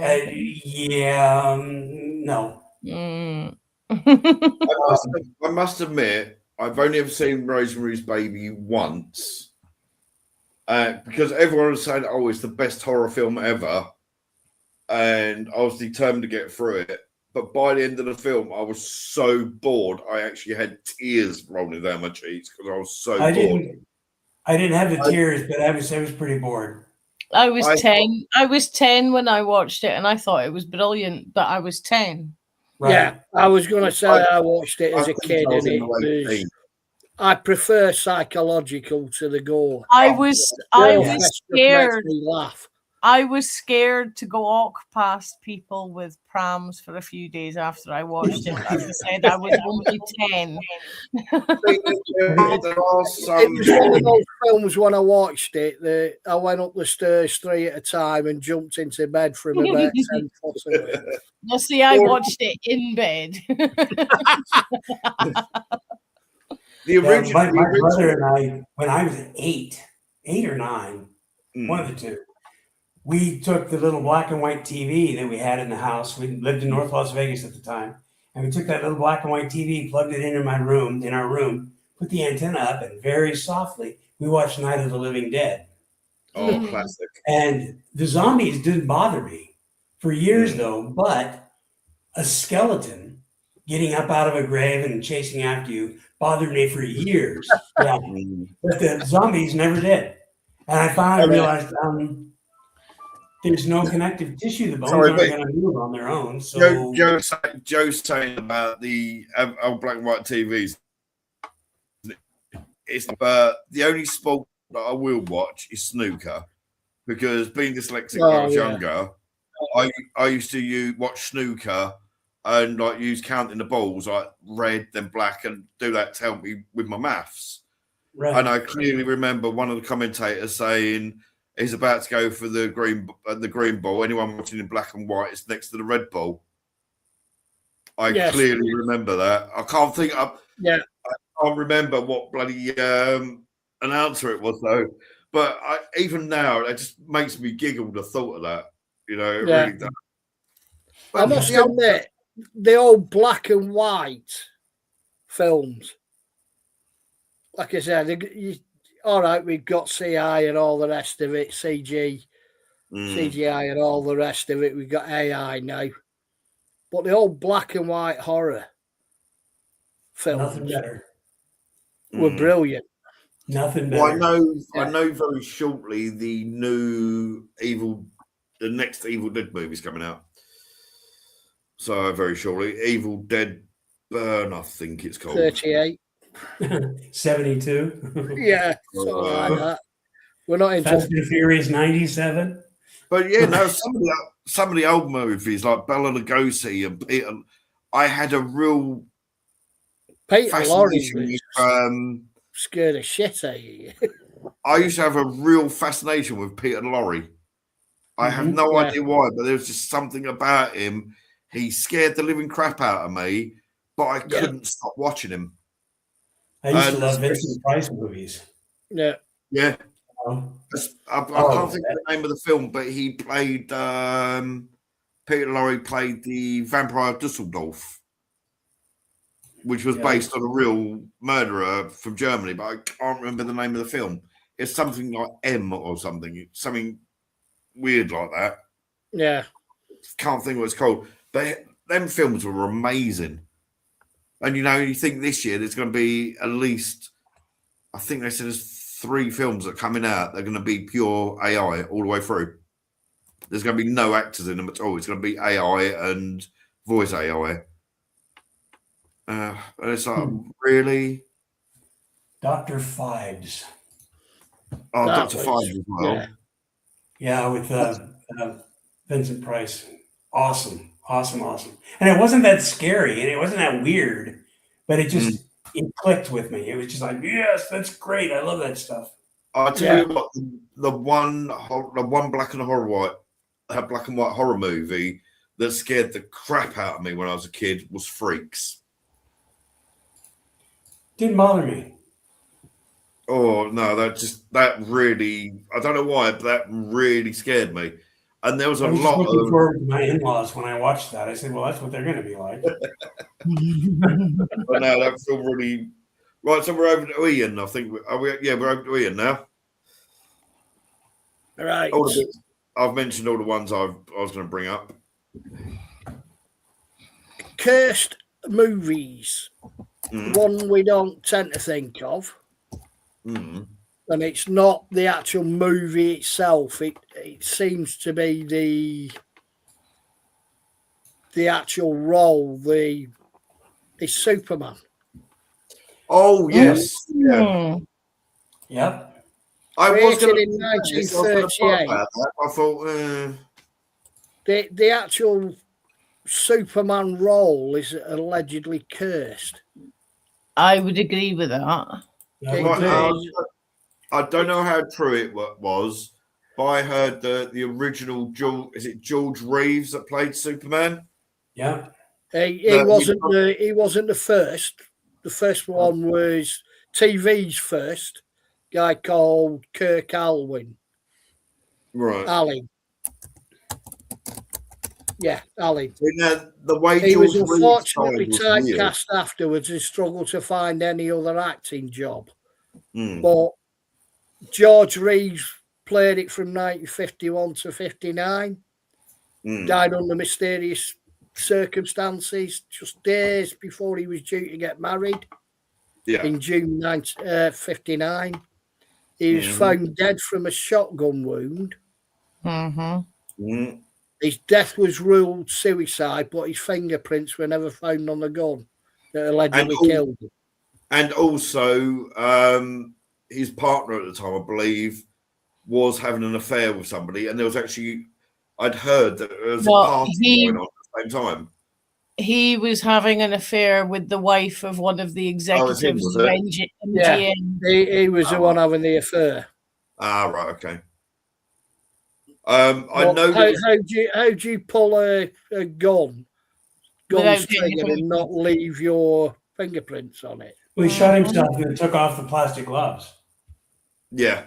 Yeah. It's like the suicide where people get shot. They never checked him for torn print.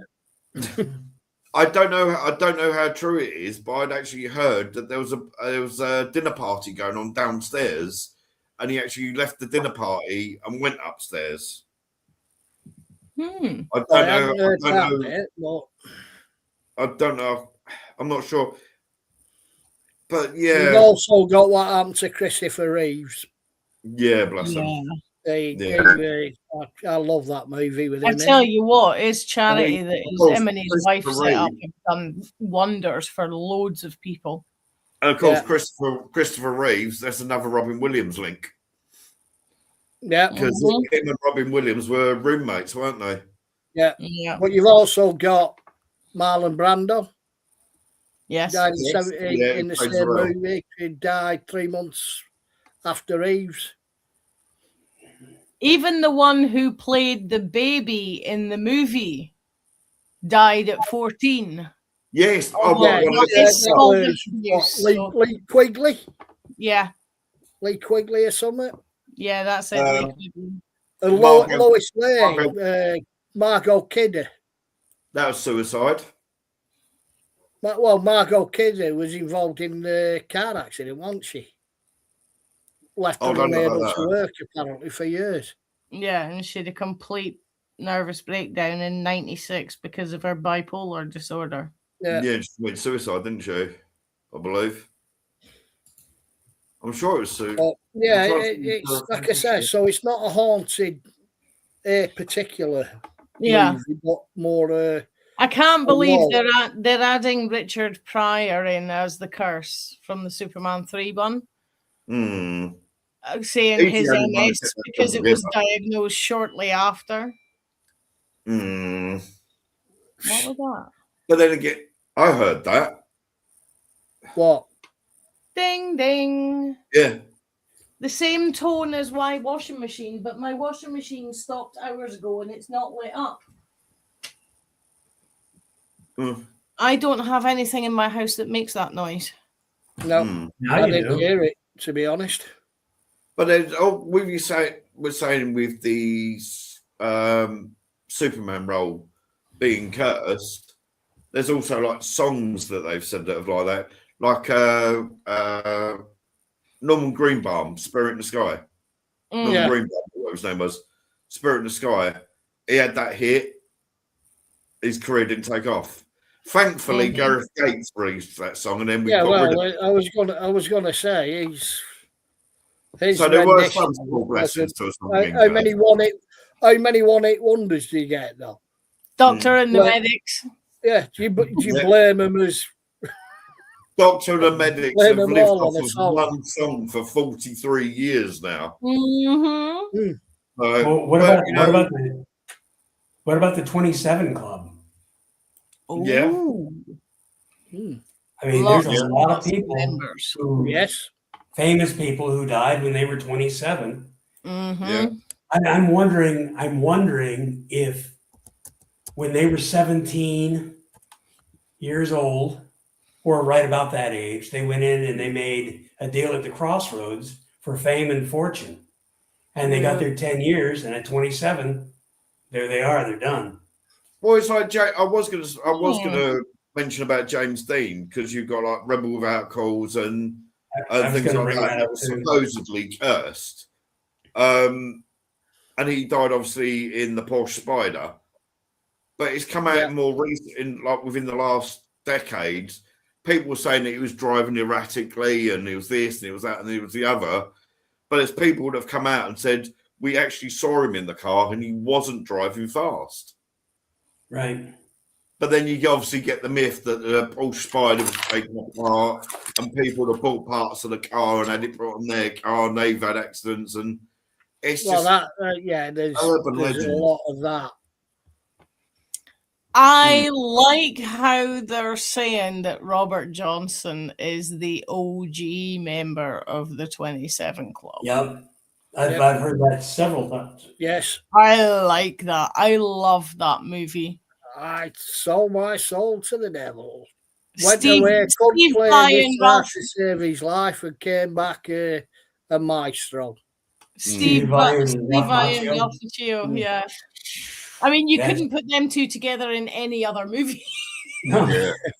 No. They said like Janis Joplin was like part of the 27 Club. Right. But I think, as we've said before, Janis Joplin, she was a heroin addict. She was on. I she was didn't on, know Chekhov from Star Trek was. Oh, Star Trek reboots, the 2016 one. Misreading. Right. But yeah, it's like Janis Joplin. She was a heroin addict. She'd got into an argument. She was about to go on stage. She needed to calm down, so she gave herself more than she should have done. These are the risks that you take if you're an addict. Yeah, but by the same score, you've got Jimi Hendrix. Remember the 27 Club, drug related. Yep. Yeah, Jim but Morrison Amy died of Winehouse. heart failure, but he was into his drugs. Amy Winehouse, alcohol poisoning. yeah. Kurt Cobain, I think he was murdered, but That's actually in the last Allegedly months, suicide, but yeah. Yeah. No, the Kurt Cobain case has been reopened because the police now do believe it was homicide. yeah. Which is not being funny, it was pretty obvious it was homicide anyway. And a lot of I don't know myself, so I couldn't stand Nirvana. I thought they were used rubbish. But a lot of people have said right from the start it was Courtney that did it. Yeah. So he was so out of it on drugs, there's no way he'd even been able to lift the gun. You missed. Yeah. Yeah. So, but Brian Jones. Right, Stone? well, Brian Jones drowned, but yeah. There was he something. drowned. Was he out of his skull? Jim Morrison. Yeah. Yeah. Kurt Cobain and Amy Winehouse. Yeah. Unfortunately, when somebody's young and then they suddenly get literally the whole world looking at them and a whole world saying that, oh, you're my God, and things like that, and they start getting it does stuff to your mind. No matter how stable a person you are, it's gonna mess with your mind. Yeah. And then to make it worse, you can go to your bank and you know for a fact you're never going to starve ever again. You're never going to have to worry about a bill ever again, and you've still got loads of money that you can waste. So if you're not on stage performing like you enjoy, you're just doing your normal day-to-day life, you get bored. You haven't got the thrill and the buzz of the crowd yelling at you. Yeah, but it's the fact that it was the fact that they're all 27.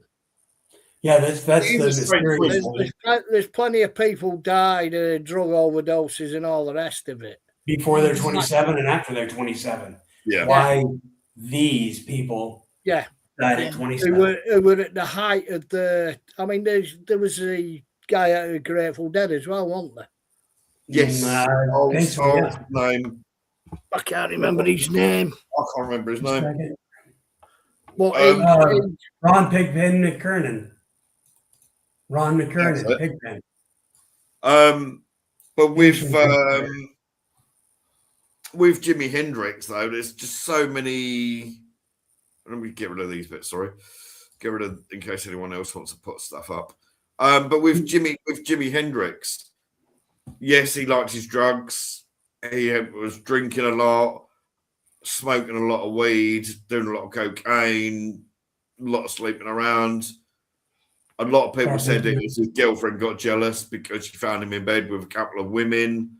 Others have said that it was the CIA that got rid of him because he was anti-Vietnams and they didn't like the fact that people were starting to turn against the government. There's just, over the years, just rumor upon rumor. It just changes constantly. Yeah, we lost you again for a minute, Ian. Yeah, I have no idea what happened then. It just totally shut me down. Yeah, that happens sometimes. Right, I'll take you back to Linda now. I'm running out of ideas. Everything that I've come across has always already been mentioned. There was one, I should have written it down. I don't know why I didn't. I should have written it down. But there was a film that Natalie Wood was in that was allegedly cursed. And of course, we know what happened to her. She went out boating and then never came back again, did she? So, but that's the one. Is that not the one with the boy from Heart to Heart and Christopher Walken? Yes. Well, allegedly, because I can't think of his name, but because she was dating one of them, wasn't she? Yeah. Sorry. Brainstorm. It might have been. I really can't. I have got it on my TV, but I can't be bothered looking back up. What's his name? I can't think of the guy's name. He done Heart to Heart. I had it literally on the tip of my tongue. But I can see him. Yeah.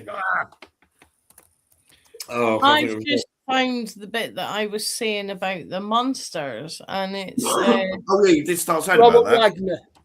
That's it, Wagner. Robert Wagner, yeah, Heart to Heart, yeah.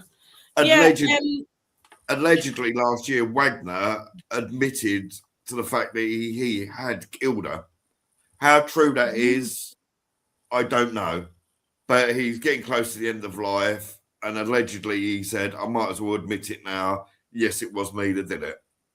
How true that is, I don't know. I saw an interview once with Chris Walken, and he was saying he was a kid that didn't really fit in with the crowd that he was with. Yeah. And he basically just kept getting fed alcohol and told to shut up and sit in the corner. Yeah. So that's what he did. And by the time anything looked like it was going to kick off, he was too bluttered to move. Never mind help anybody. See, now I've heard different things. Allegedly, Natalie Woods and that were, obviously, it was to get in a relationship at the time. They was having a major alcohol-induced row. And that's when it happened. Christopher Walken had fallen asleep and he woke him up and said, I can't find her anywhere. And another rumor I'd heard was that he'd caught Christopher Walken and Natalie Wood having sex.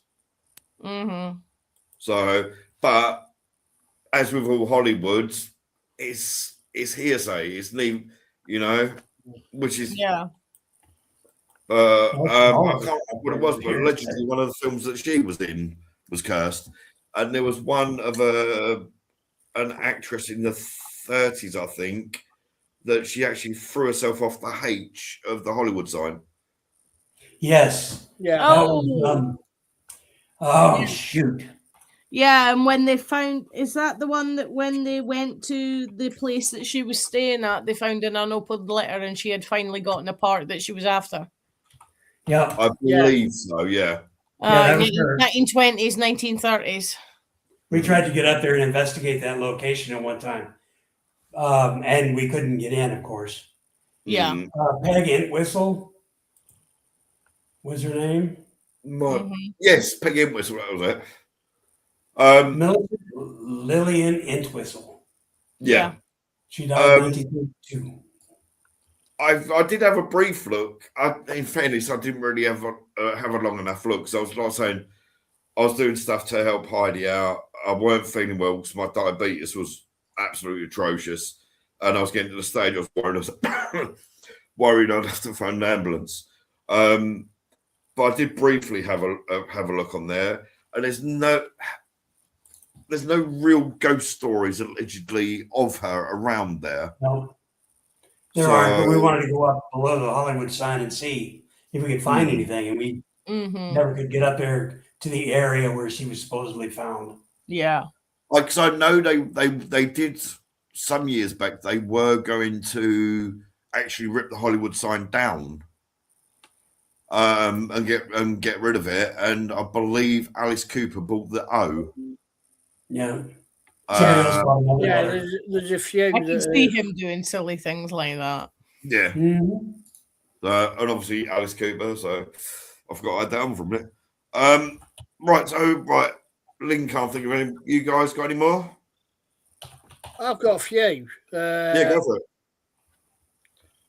You got the Rebel Without a Cause, as we've said. Yeah. Or, again, another horror movie. Yeah. Exorcism of Emily Rose. Oh, yeah. Yeah. Laura Linney and Jennifer Carpenter. Paranormal experiences while they were on the set. They were both woken up several times. That's based on that. Is it Anna Nicole or something? Her name was that poor young French girl, wasn't it? Yeah. Yeah. I know of the case that it's based on. I didn't know that there had been alleged activity around the film. Yeah, it was. They both had. There was a few things they'd had, but the main ones was being woken up by the radio coming on in the middle of the night several times, and Laura Linney had a similar experience, except for her, there was a TV coming on. Okay. Now, to me, that's I wouldn't have said that was a particularly that could have happened anywhere. But they're saying it was paranormal activity.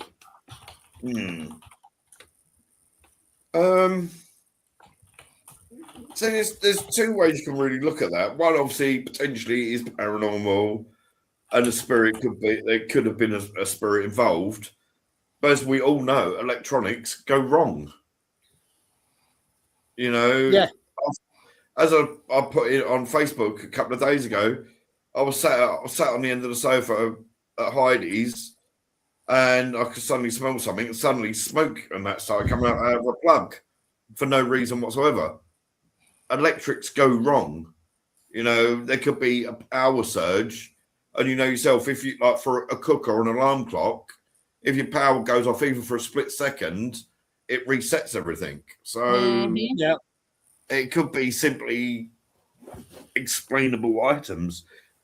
Because as Ian said before, just because something's unexplainable, it doesn't mean there isn't an explanation. Yeah. You know, it's just you don't happen to know what the explanation is at that time. So is there any other? Well, sorry, there's the Crow. Yeah, I was going to bring that up in a minute. Yeah, well, I'll let you do that one. Reason I was going to bring that up is my second eldest son is called Brandon Lee. So, but yeah, sorry, you was about to say, Lynn. I take it you guys did the Conqueror movie. We briefly mentioned it. We briefly covered it, yeah. Yeah, 220 people working on the film. 91 of them got cancer. Yeah. Christ, I didn't know it was that many. Radioactive soil, and Howard Hughes had 60 tons of the radioactive soil shipped back to Hollywood to do reshoots. Oh, God. Yeah, well, like I said, they were working on nuclear tests. Yeah, downwind of nuclear, Yeah, nuclear weapons testing. And then I found Roar from 1981, the most dangerous movie ever made. The production used over 130 untrained big cats. Ooh. Yeah. 70 plus injuries. Over 70 cast and crew members were mauled or bitten. There were no stunt doubles, and the animals roamed freely. Oh, Melanie Christ. Griffith required 50 stitches and facial reconstructive surgery after a lion attack. Blimey. Cinematographer Jan de Bont was scalped by a lion and needed over 120 stitches.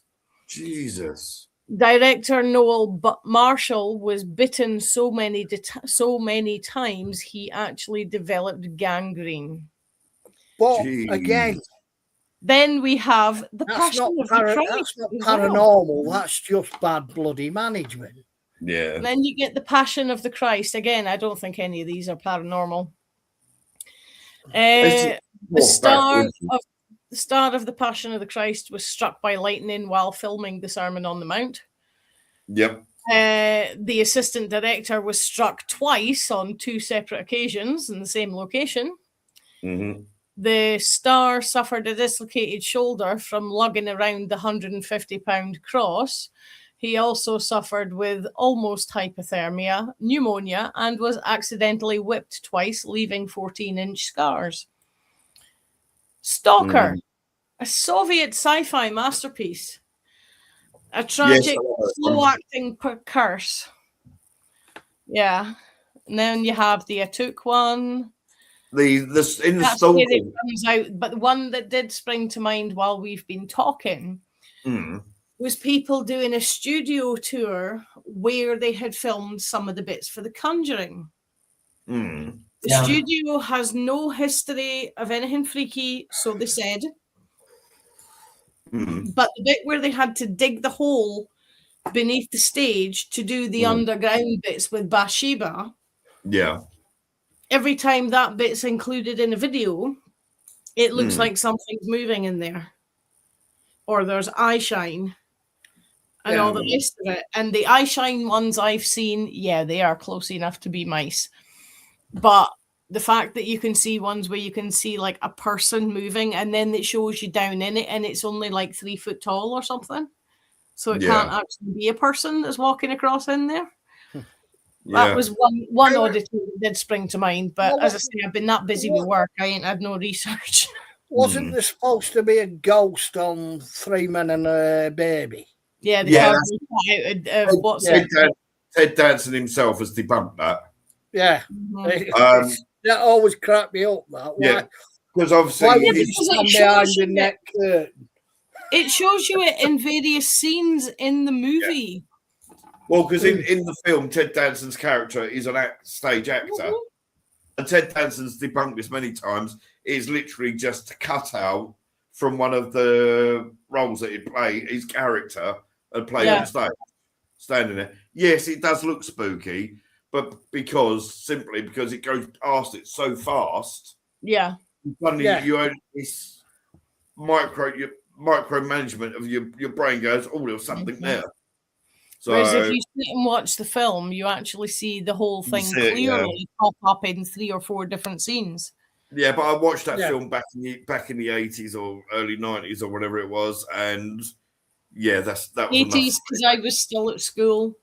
I wouldn't watch that rubbish ever again. How about The Dark Knight? Oh, Batman.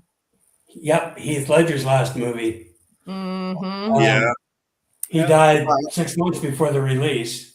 Christian Bale was arrested the night before the film's London premiere for allegedly assaulting his mother and sister.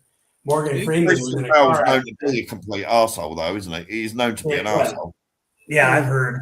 But Morgan Freeman was in a car accident in Mississippi a few months after the release. Oddly, without influence with drugs or alcohol on the actor's part, his car skipped the road and rolled down the embankment. Crew member named Conwyn Wycliffe died on the camera truck while running through a dummy action scene with the Batmobile. He crashed into a tree. So, I mean, coincidence or who knows, but Dark Knight's on the list. Yeah. Well, you've got the 2 Annabelle movies. Oh. Annabelle and Annabelle Comes Home. Yeah. They're allegedly, but Yeah, but it's the Warrens involved in that, so yeah, of course it's haunted. Yeah, but even so, first time the demon was in full makeup, he was walking down the hallway when suddenly a giant glass light fixture, which an actor had been following, suddenly crashed down onto that actor's head. In the scene they were about to film, the demon killed that character in that exact hallway. The I Madison, don't remember seeing a demon in Annabelle. I must have missed something. that Or might fell be in the asleep. second one. All right. I haven't bothered watching it, so The girls in it said that when they were running past the stairs, the Annabelle doll would be in different positions, despite no one ever going in it. Yeah, of course not. McKenna Grace, one of the first days on set, rehearsing in the house the crew had crafted, her nose suddenly started pouring blood. When she went outside to clean it, it suddenly stopped. She also claimed that one of the in Derby Jail as well. One of the trailers had strange power outages, which lights wouldn't turn on or off, and despite the crew resetting everything, there were no issues, but it kept Probably happening. somebody getting drunk and piddling outside, but actually piddling on the power connections. These are all things that could quite. I've seen someone do that with the cattle wires. So the thing is, though, these are all things that Stopped could it easily over the be pea in explained. the hedge and peed on one. It mustn't have been on pulse. It must have been on full belt. Ooh. And he peed on it. Came out with a hairdo like mine. He couldn't stop peeing, and we couldn't stop laughing. They didn't talk to us for ages. We were rolling around laughing at him, and he's trying to beat the flames out. See, now the thing about Annabelle thing, we did, I believe it was in the Haunted Items one we mentioned. Yeah. The story is supposedly the two girls and the boyfriend had crashed and the Warrens got involved. But the crash of this book that killed this boyfriend, there's no record whatsoever of this boyfriend or the crash. He does not exist. And we all know that the Warrens embellished everything. And obviously Lorraine was involved in the making of the Annabelle films, so she can embellish there. So that goes back to what I said earlier about embellishing it to try and sell it. I think she actually had something. Mm-hmm.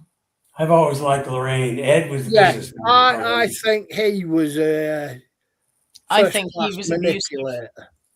Yeah. He was a businessman. That's all he was. Well, yeah. But as a partnership between the two of them, I think he was abusive. No. Or maybe the manipulation just got out of hand now and again. Well, allegedly it came out that he was having an affair with a 14-year-old, allegedly, wasn't there? So, well, with the way his personality comes across in interviews, he'd have an affair with anything that offered. With the way his personality comes across in interviews. Yeah. What's the old saying? 2 tits and a pulse. Mm-hmm. So, but yeah, there's bugger off. Mine are bigger than yours, Ian. I believe it was a talk show. I think it was the Small family that they had on the talk show. And he really didn't like them. Yeah, and there was another one of the talk shows he went on, and people said, "Well, basically, we don't believe what he said. It's all load of cobblers." And you could literally see his face go bright red. He blows up. He throws the chair across the stage and storms off, and he's like trying to hit people. Apparently, Jack Sparrow really, really took against him. He really took against Ed.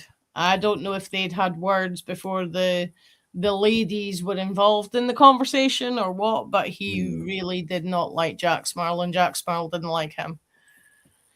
And also, though, the Small family, when they were saying all this, that, and the other are happening, and my neighbours had witnessed it, their neighbours were in the audience, and they literally said on camera, "No, we never witnessed anything like that. Everything you said that we saw and that happened to you, we know for a fact did not happen." And that's when Ed Warren got angry. Yeah. So, and it's like we said about the Enfield Poltergeist event. Lorraine was poorly; she couldn't go there. He turned up. They made him a cup of coffee, and before he could finish his cup of coffee, he said, "I want 10 grand to help you."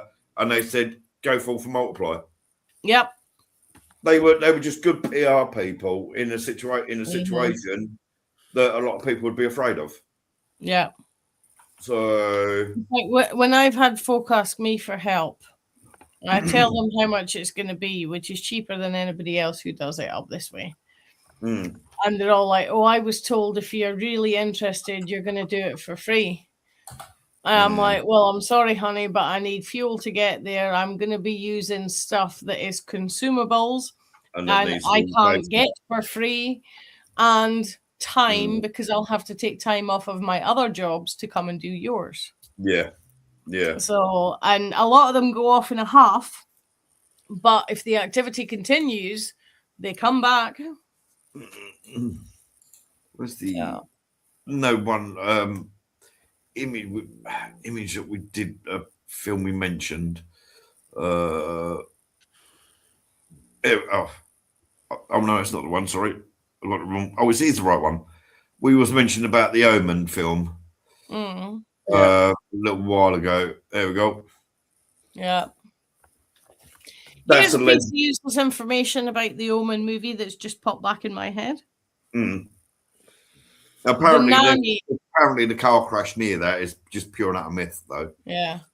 The nanny near the beginning that tries to help Damien. The one that throws herself off the roof. Yeah. Yeah. We'll never guess who she grew up to be. Who? Doc Cotton off EastEnders. That's June Brown. Yes. Yeah. Really? Yes, she's the nanny in the Omen movie. That I didn't know. But what I do know about June Brown is Heidi's dad actually was very close friends with her because they used to go to the same school together. Nice. So, and then he got lucky enough to get a position in a private school. So, right, Ian, you got any others?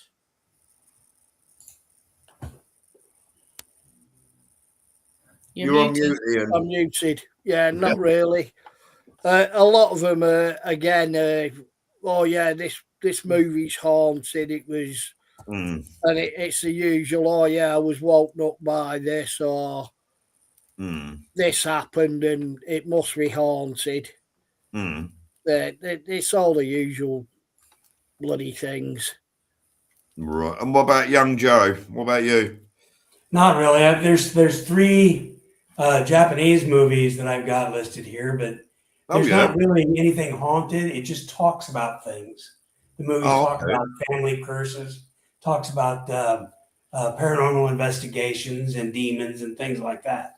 So I really don't have anything else to add. Right. So then obviously there's the one that we just mentioned, The Crow. Yep. Where we sadly lost Brandon Lee. Never heard of it. This dude. I've used AI to design myself a crow tattoo to get this lot covered. Right. Obviously the Lee family allegedly were cursed anyway. For the first I think it's the first 8 years of his life, his dad Bruce was called something else and dressed up as a young girl because their father said that the family was cursed. So to stop the demons getting Bruce, they would dress him up as a girl, rename him maybe to American, all that. But Brandon Lee, story is in the scene. I've forgotten the actor's name. The one that fired the gun. I had it in my head earlier.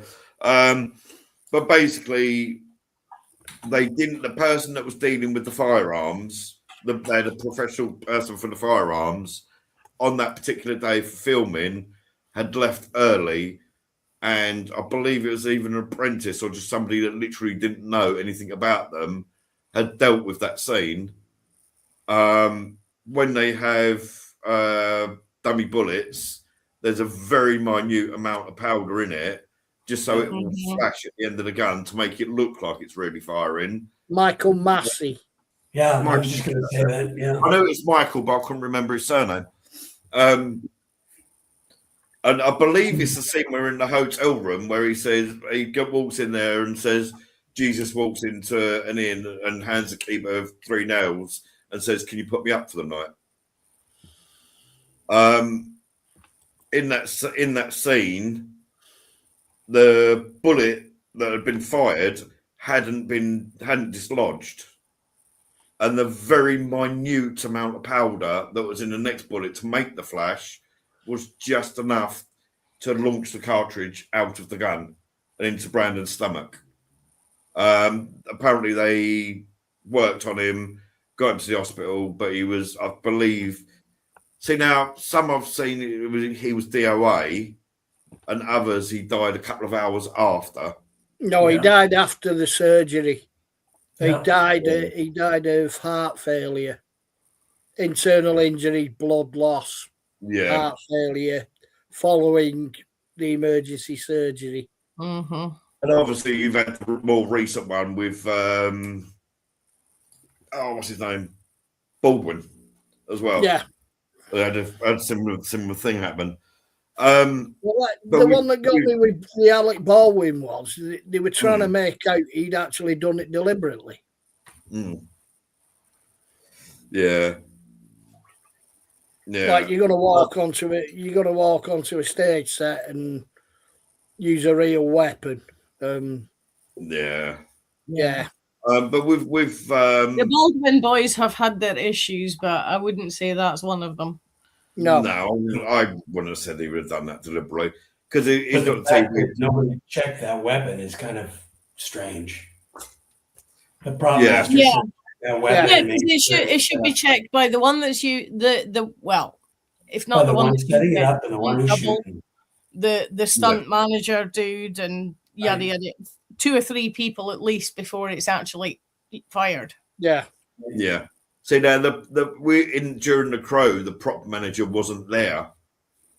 So I don't know if it was somebody he's somebody who was training that looked at the gun, or if it's just somebody that literally didn't know what it was. This is the gun we need to use for this scene, and they didn't look at it.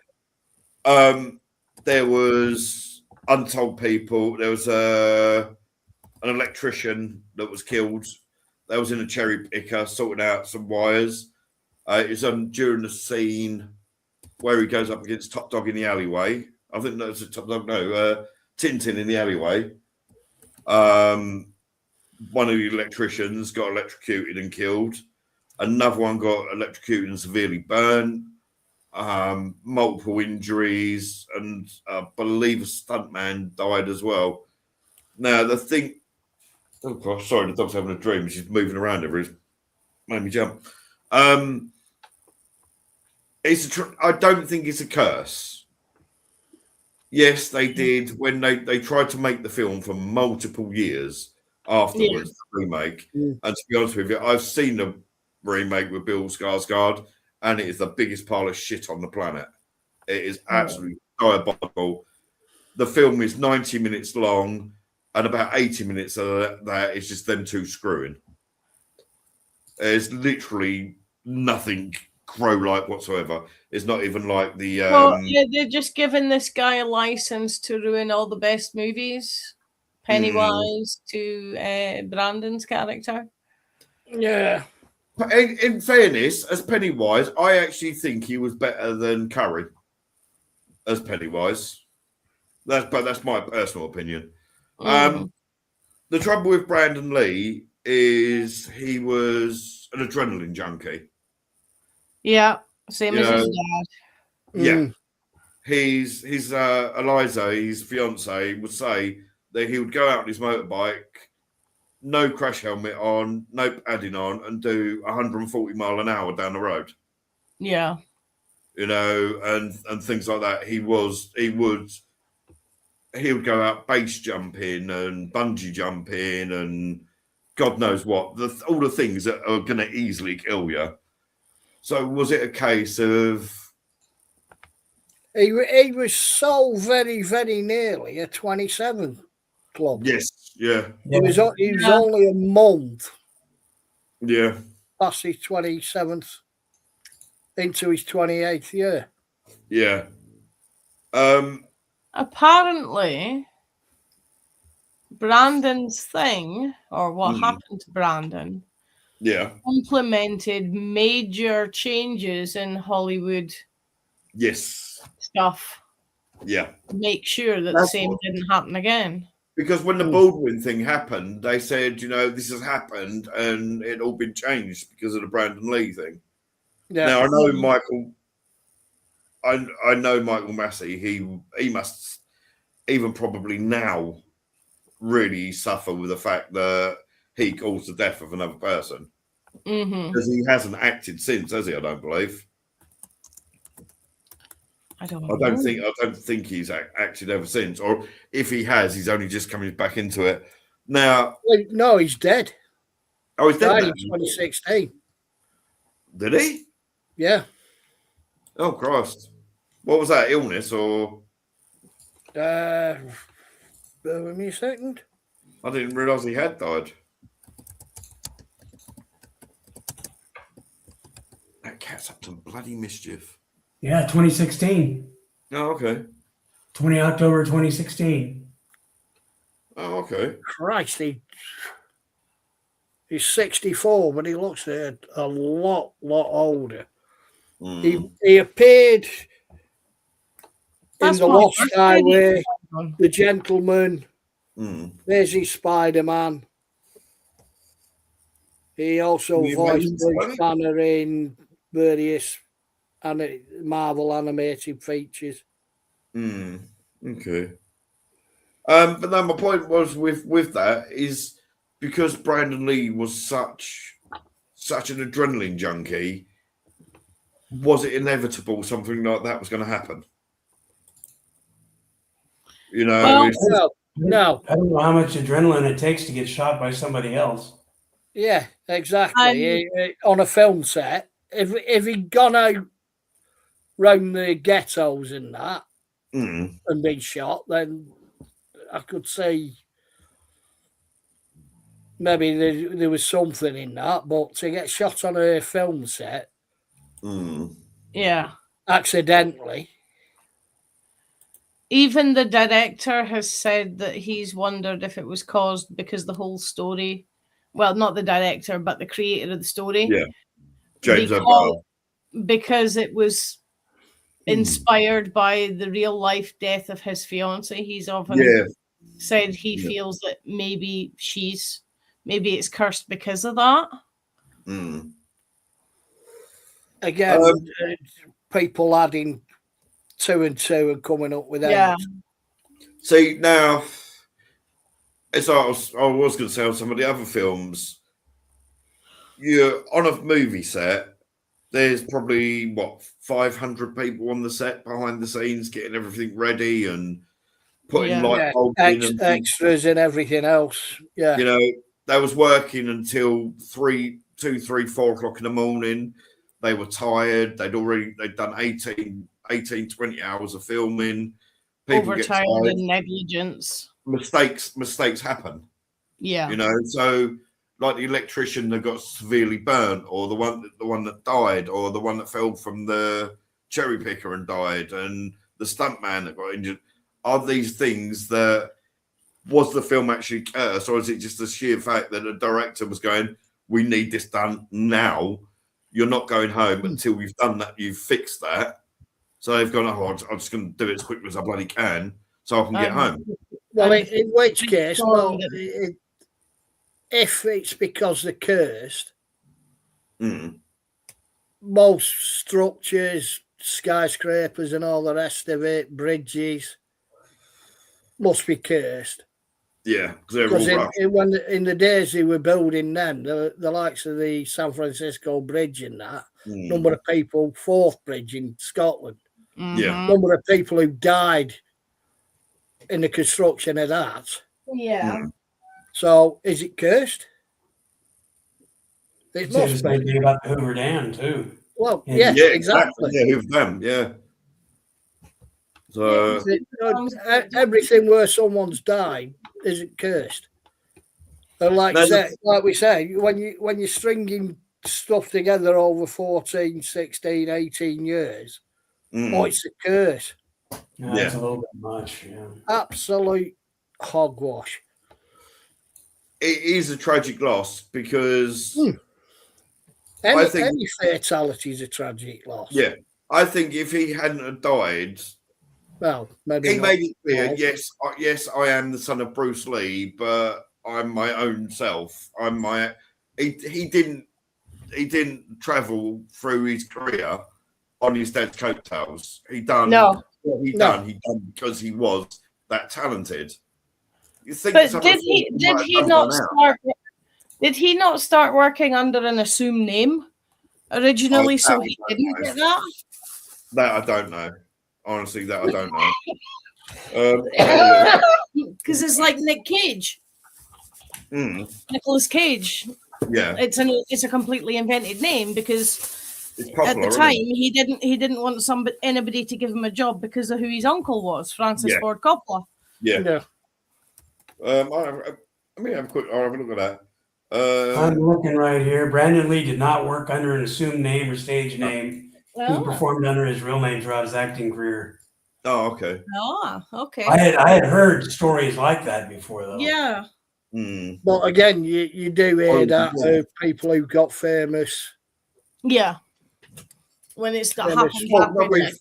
Famous relatives. I'm gonna act under my own name. Like you say, I don't want that leg up in the business. You're not telling me that some of these don't know that they are. Oh yeah, I know him because it's my mate's son, so I'll give him a job. One of the ones that surprised me was, you know, the scruffy family of females in EastEnders. I don't watch it. I've never watched it. I haven't watched it for over 15 years now. But the grandma with the short white hair. Gary Oldman's sister.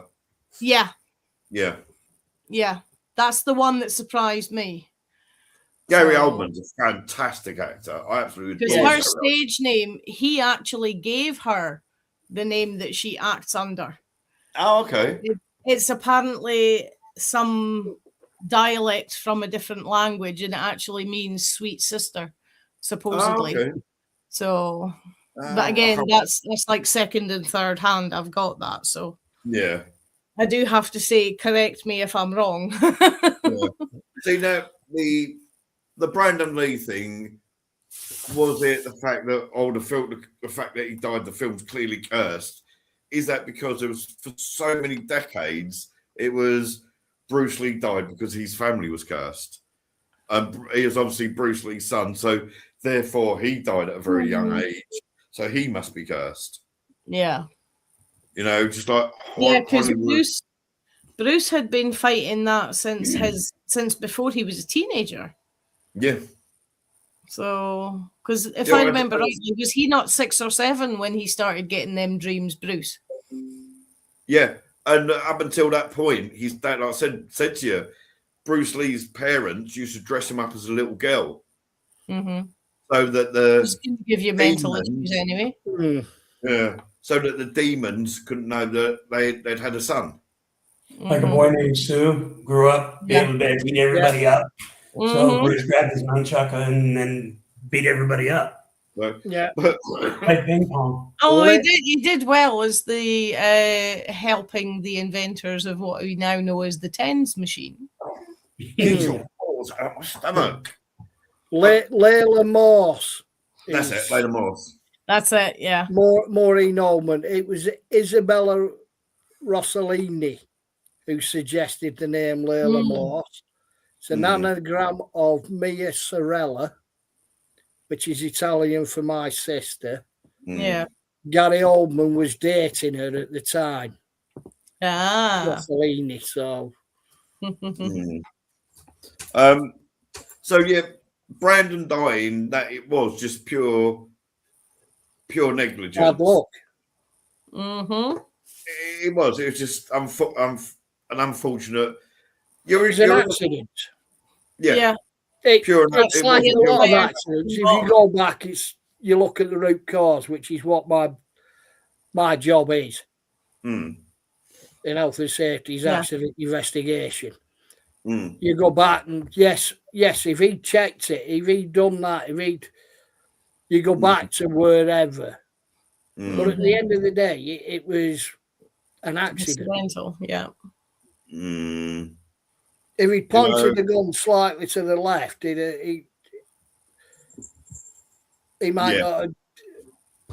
Yeah. Yeah. I think to the left, you might have survived. If is the biggest word in the English language. Yeah. That is very true. I don't. It's a known fact. It's well out there. It's well documented that the director and that, while making that film, were complete arseholes. They was on such a tight schedule. Oh, pussycat. Oh, mine's. Get away from my bamboo, little sod. It's known fact that the director was She's got a bit of her Easter egg. That's what she's. Oh, bless her. The director was an arse. Obviously, they've got millions of dollars set on this film. They've got a time frame. They was running behind, so people were having the crap worked out of them. Yeah. So Brandon's death was pure accident. And the fact that some technicians have died and other people have been injured and things like that, and then Brandon dies, it's always all these people. I think it was about 6 people all in. Oh, obviously it's got to be cursed because even the main stars died. Mm-hmm. So I can see that. If he hadn't died, would it have been cursed? Yeah. If he hadn't died, would The Crow be such a legendary film? I mean, I don't think the fact that it's a legendary film's got anything much to do with him dying, because it's a really good story and it's really well made. Yeah. See, You've even got crew members that were like skewering their own hands with screwdrivers accidentally. So there was all sorts of stuff happening because people were obviously overtired. Because there's stories out there that the director would have them start work at 5 o'clock in the morning and they wouldn't be finishing until 2 or 3 o'clock in the morning. And then they'd go back to the trailer, get an hour or so sleep, and then they'd have to start working again. Yeah, under them circumstances, the accidents are going to happen. Absolutely. I remember from when I was working, I'd do a 14-hour shift, finish at 8 o'clock, get home for about 9 o'clock, and I'd have to get there for 7 o'clock next morning. And for at least an hour before, at least an hour into my shift, I'm like, hang on, what planet am I on? Mm-hmm. If you're pushed and pushed and pushed, accidents will happen. It is a really sad loss. I think it's classed as a cursed movie simply because of who Brandon's dad was. And all of the alleged rumors around Bruce being cursed. Mm-hmm. And you've had all the usual thing is, Bruce Lee was taken out because he was teaching white people how to do martial arts and all this sort of thing. It wasn't. He was an allergic. He had a medication because he had a headache and he was allergic to the ingredient. Yeah, allergic reaction. You've got another one that sprung to mind. Apocalypse Now was allegedly cursed. I did see something about that when I was researching, but to be honest with you, I thought, it's a war film, I can't be bothered. But no, go on. But you got a typhoon that destroyed the set, causing months and months of delays, over £1 million in damages. Christ. Martin Sheen suffered a heart attack, had a nervous breakdown. You got crew members and actors face illnesses or emotional strain due to high pressure, dangerous and often chaotic environments. Brando arrived on site extremely overweight, Yeah. forcing changes in how he was filmed and refused to follow the script. And I don't know how true it is, but I heard that he had someone off the back of the camera with his lines written on a piece of paper. And apparently he'd done that quite often. He couldn't be bothered to learn his lines. Yeah.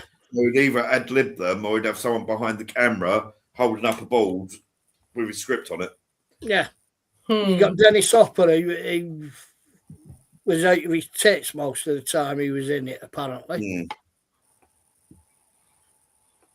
Yeah. It's another one. It has it perpetuated its own myth. That's the word I was trying to think of, perpetuate. You got Francis Ford Coppola, who funded the film himself, or most of it anyway. Again, suffered several breakdowns. Yeah. Considered suicide at one point. Oh, that cat's getting... I'm strangled. So, again, do you take it, we'll group all this together and lump it in and say it's cursed? Or do you say it's just what actors are, big stars? It's what they've got to put up with. You think, like Heath Ledger, for instance, with the Joker film, he'd been clean of drugs for months, and they said if he had gone back to doing the drugs and he'd started low, he would have survived. But he went back and used the same high dosage that he was on, which is how most overdose deaths happen. Yeah.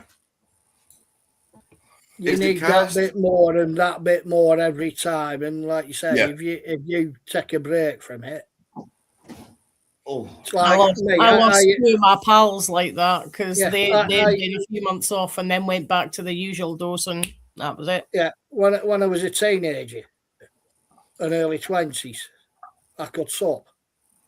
If I tried supping what I did then, now, I'd be laid out in a hospital bed getting my stomach pumped. Yeah. I think ultimately, like from what all the fascinating stories you guys have said and what I've seen, I don't think any of them are cursed. No. I literally think, whether it be The Crow, the Exorcist, coincidences and things. Yeah. String of coincidences, bad luck. And it's like I do think very much that luck is one thing, is something that you can create yourself. As soon as one bad thing happens, half the crew was probably like, "Oh crap, this is going to be a bad one," and then another thing and another, because everybody. And then it starts, like you say, perpetuates itself. But the other thing with it, if you hear them all together, like we strung some of them, oh yeah, he died and such a body died, and then this happened, and then that happened, and he did this. Yeah, it sounds like, well, yeah, there's a lot in that. And then you look at the actual time frames, and a lot of it well after the movie was made. Yeah. Like the girl out Poltergeist. Yeah. She died when she was 12. Yeah. All right. Not nice. Not good. Yeah. But it's years after. Yeah. Yeah, because you actually blame it on a curse on a movie. She's maybe 4 or 5 when she's in the movie. Yeah. Exactly. So, yeah. Like the one that was never made. There's 14 years between 2 of the deaths. Yeah. Sorry, the cat's in the process of trying to rip the dog's biscuits open. I recognise that noise as being. He's got a bowl. He's got a bowl full of food. Yeah, but that's it's not enough. Always tastes better. Yeah, you didn't put enough in the bowl. It's like chips are always better when they're pinched. Right. Yeah. It's like, madam, she'll have her breakfast, then she'll go out, she'll go next door and nick the 14-year-old cat's breakfast. What about second Because the breakfast? 14-year-old's a frail little old lady. That's what Freddie does, and that's why he's got so many cuts over his face, because he brings out cat's food and they have a go at him for it. That's why she's developing stretch marks. Well, in fairness, last 2 days, Freddie's been 2 or 3 days. Freddie's been constantly throwing up, so might have to get him checked. Bless him. So he seems to have lost a bit of weight as well. I'm a bit worried. Mind you, if he's been nicking other folks' food and things like that, he might have eaten something that has been contaminated because it's been out too long or whatever. Or he's put it in someone that he shouldn't have done. Mm-hmm. I've got a dentist appointment and a doctor's appointment tomorrow about my diabetes, because today that was bad. Yes. The fact that it was like so you said, high. you need to get it sorted, because a fluctuation of 3 or 4 or something like that, you think, but yours is yo-yoing. Since Friday, it's I've a not massive been climb and a massive drop. Yeah. Look at it. The one I put in the chat the other day, I dropped 18 in an hour. I felt like absolute. Yeah, I'd expect that after maybe donating about 6 pints of blood or running a marathon. But the stupid, like I said though, the stupid thing is I've not eaten anything that I wouldn't normally eat. I don't drink anything I wouldn't normally eat. There's something going on that needs checked. Yeah. Yes, well, when I spoke to the diabetic clinic on Friday, they upped my insulin yet again. Yeah. They said, like, have you got a cold or have you got the flu or anything like that? And I've not. Yeah. I feel perfectly fine. And she said, the first thing I thought was fever. I in general, I feel perfectly fine. I've got my usual arthritic aches and pains. I have got this broken tooth. Yeah, because pain levels can mess with all sorts of weird body chemistry that we don't even realize till the doctor says, by the way. The lowest I've been today is, I can't really read that very well, so I have my glasses. It looks like 10.7 is the lowest I've been today, and that is borderline okay. But some of the levels I've been getting are absolutely ridiculous. I honestly don't understand it. My average level over the past week has been 15.8. Mm-hmm. And that's my average. I've had obviously hires. I think the lowest here by the look of it, it's a 10.9 is the lowest I've had in the past week. Since Friday, sorry. And that's literally just creeped over the line. But honestly, I've not had any new foods that are sugar based. I've not eaten chocolate. I hardly ever eat bread anymore because I'm literally bored of bread, because my diet always used to be bread. I have had the Coke Zero. Yes, it has got sugar in, but not as high as ordinary Coke. Not that would give those kind of peaks and troughs, though. Yeah. I drink Coke Zero and it stays normal. Yeah. Exactly. Yeah, I was about to say that actually. Joe's often drinking the Coke Zero. Yeah, I do Coke Zero as well when I'm doing fizzy juice. And in fairness, when I first started trying that, I was going, there's no way I'm drinking this crap. But I now actually prefer that to real Coke. It's 1,000,000 times better than Diet Coke, but then again, water tastes better than Diet Coke. Yeah. They taste. Diet Coke to me just tastes like fizzy water with 3 spoons of sugar in it. Yeah. At least the Coke Zero attempts to make itself taste like real Coke. Yeah. So, and the only thing I can think is it's this tooth. Yeah, I'm wondering if that's messing with you. Because if it's broken totally open, it could well be that any sugar you're taking in is going straight into your bloodstream. It's bypassing the stomach, maybe. Yeah, possibly. But you posted a few over the last few weeks before you broke your teeth, where you it's not been settled at all. spiking and dropping. Yeah. Yeah. Well, I don't know. I have put a little bit of weight on, so I don't know if that's affecting it or what. Yeah, but that would just be a steady climb. Yeah. It wouldn't be like going from the bottom of Loch Ness to the top of Ben Nevis. Yeah. Which is basically what you've been doing. Yeah. I just honestly don't understand it. But I've got me. Like I said, I've got my doctors tomorrow. I'm getting this tooth dealt with tomorrow. I've got doctors tomorrow, and Friday I've got the diabetic clinic again anyway. So I'll just keep it up in their head until they do all the investigations they can on it. You're in bed, like you say, back away.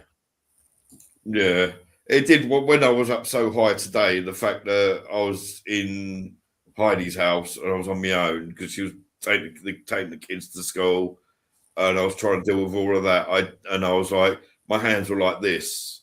I was shaking, my eyesight was going blurry. I was feeling sick, and I felt confused. I thought I'm either gonna. In fairness, I drank a bottle of pure water, and that did bring it down quite a lot, luckily. But when it was going off, I was thinking, if this water doesn't work, I'm either going to be in an ambulance or a coffin by the end of the day. Because I felt absolutely atrocious.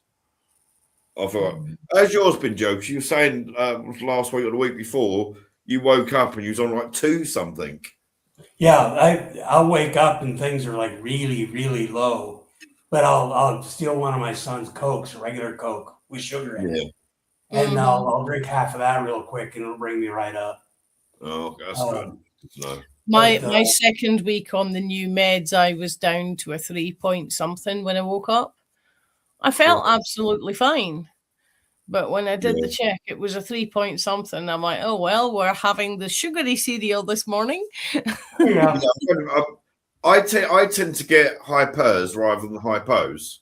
Yeah. I tend to go higher, Rob. I have sort of shown you, like I've had a few 3 somethings. Most of mine, when I go, it's up rather than down. It's just with the new meds, I think, because that was when everything was at crisis point with hospitals and things. And stress can affect sugars. Well, all I'd eaten the day before was a bag of crisps and 2 chocolate bars and about 15 coffees. That's all I'd had the previous day. And then starting this new med, which is an entirely different kind of one. I think it was just the combination of everything hitting at once. And it's like, we're going to make sure we have the sugary cereal and we're going to take a packed lunch to the hospital today. Yeah. So ironically, because of that, like I think it was last month, weren't it? I had quite a few 3.9s and that, and quite really low ones. So when I got my shopping, I deliberately made sure I got some Haribo that I put in my cupboard. And it's still Haribo, jelly babies, Oh yes, and my jelly babies. Mind you, kind of a little bug. A couple of days ago, I was on a 4.7, so I thought that's a little bit lower than it should be. I'll go get 2 jelly babies, and I'll sit down, just have them 2. That 2 will be enough to get me to our need. Kind of a sneaky little bug had been going into the kitchen and pinching them. I thought he'd been going in there getting himself a drink, but he hadn't. He'd been pinching me jelly babies and left it in the bag in the cupboard. Right. Next week might be an interesting one because we spoke about that. I can't make next week. Yeah. I get away again. Famous people that have had alleged haunting events. And famous people have claimed ghosts. Yeah. We're the famous. Well, we're famous now. We're getting views.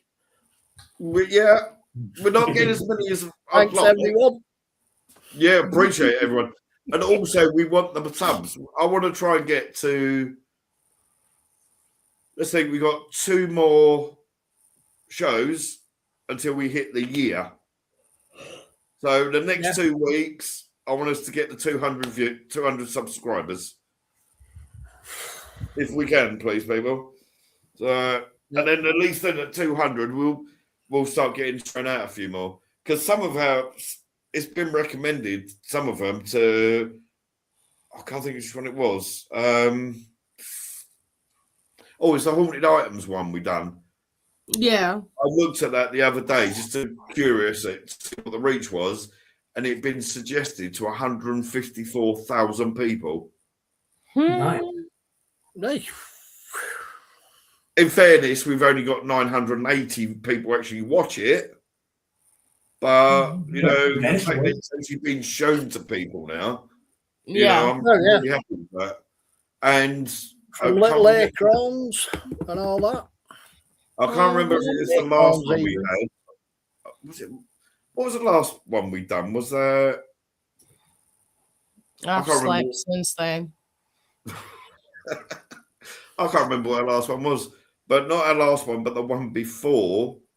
We done a 3-hour and 2-minute stream, and we actually got 13 hours worth of watch time on it.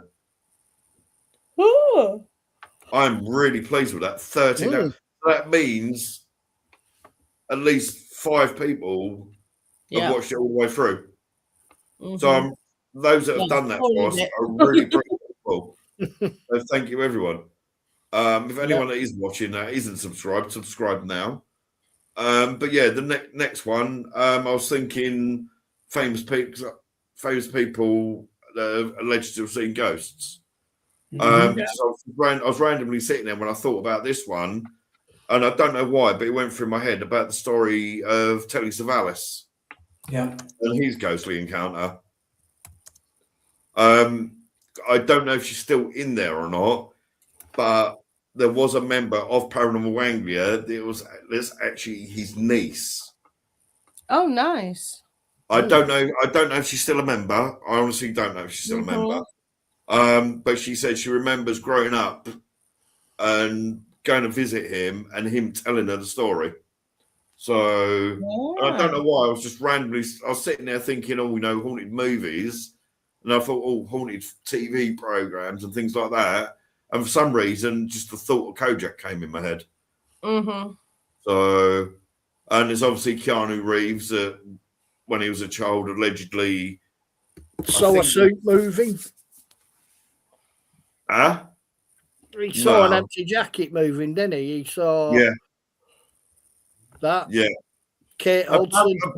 I don't know. I didn't know this, but apparently for a little while, Dolly Parton was actually Keanu Reeves' babysitter. Because his mum worked for her or something. So Loretta Lynn. Is it Loretta Lynn? That's got the big grand house that's I think it's Loretta Lynn. Yeah. Her house is full. And 75% of the occupants don't have a pulse. Cool. It's on the edge of a battleground as well, so there's some soldiers as well that come into the house. I can't say I know her name. If I saw her face, country music singer from back in the day. Oh, that's why I don't know. Then she's got to be in her 80s now. No, I listen to real decent music. Yeah, so do I. I only know her name. Yeah, because I recognised it from my granddad's records. Yeah, if I saw her face, I might know it. Right, she was 90 when she died in 2022. 90, yeah. Well, I said she had to be in her 80s when the thingy what I saw was done. So yeah, she didn't look like it though. I've got the call of nature. I will love you and leave you.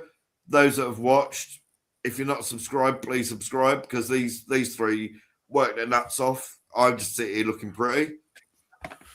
And feel free to throw suggestions. Yes, feel free to throw suggestions because there's only 4 of us. We are going to run out of ideas eventually. So if you can give us ideas, that would be fantastic.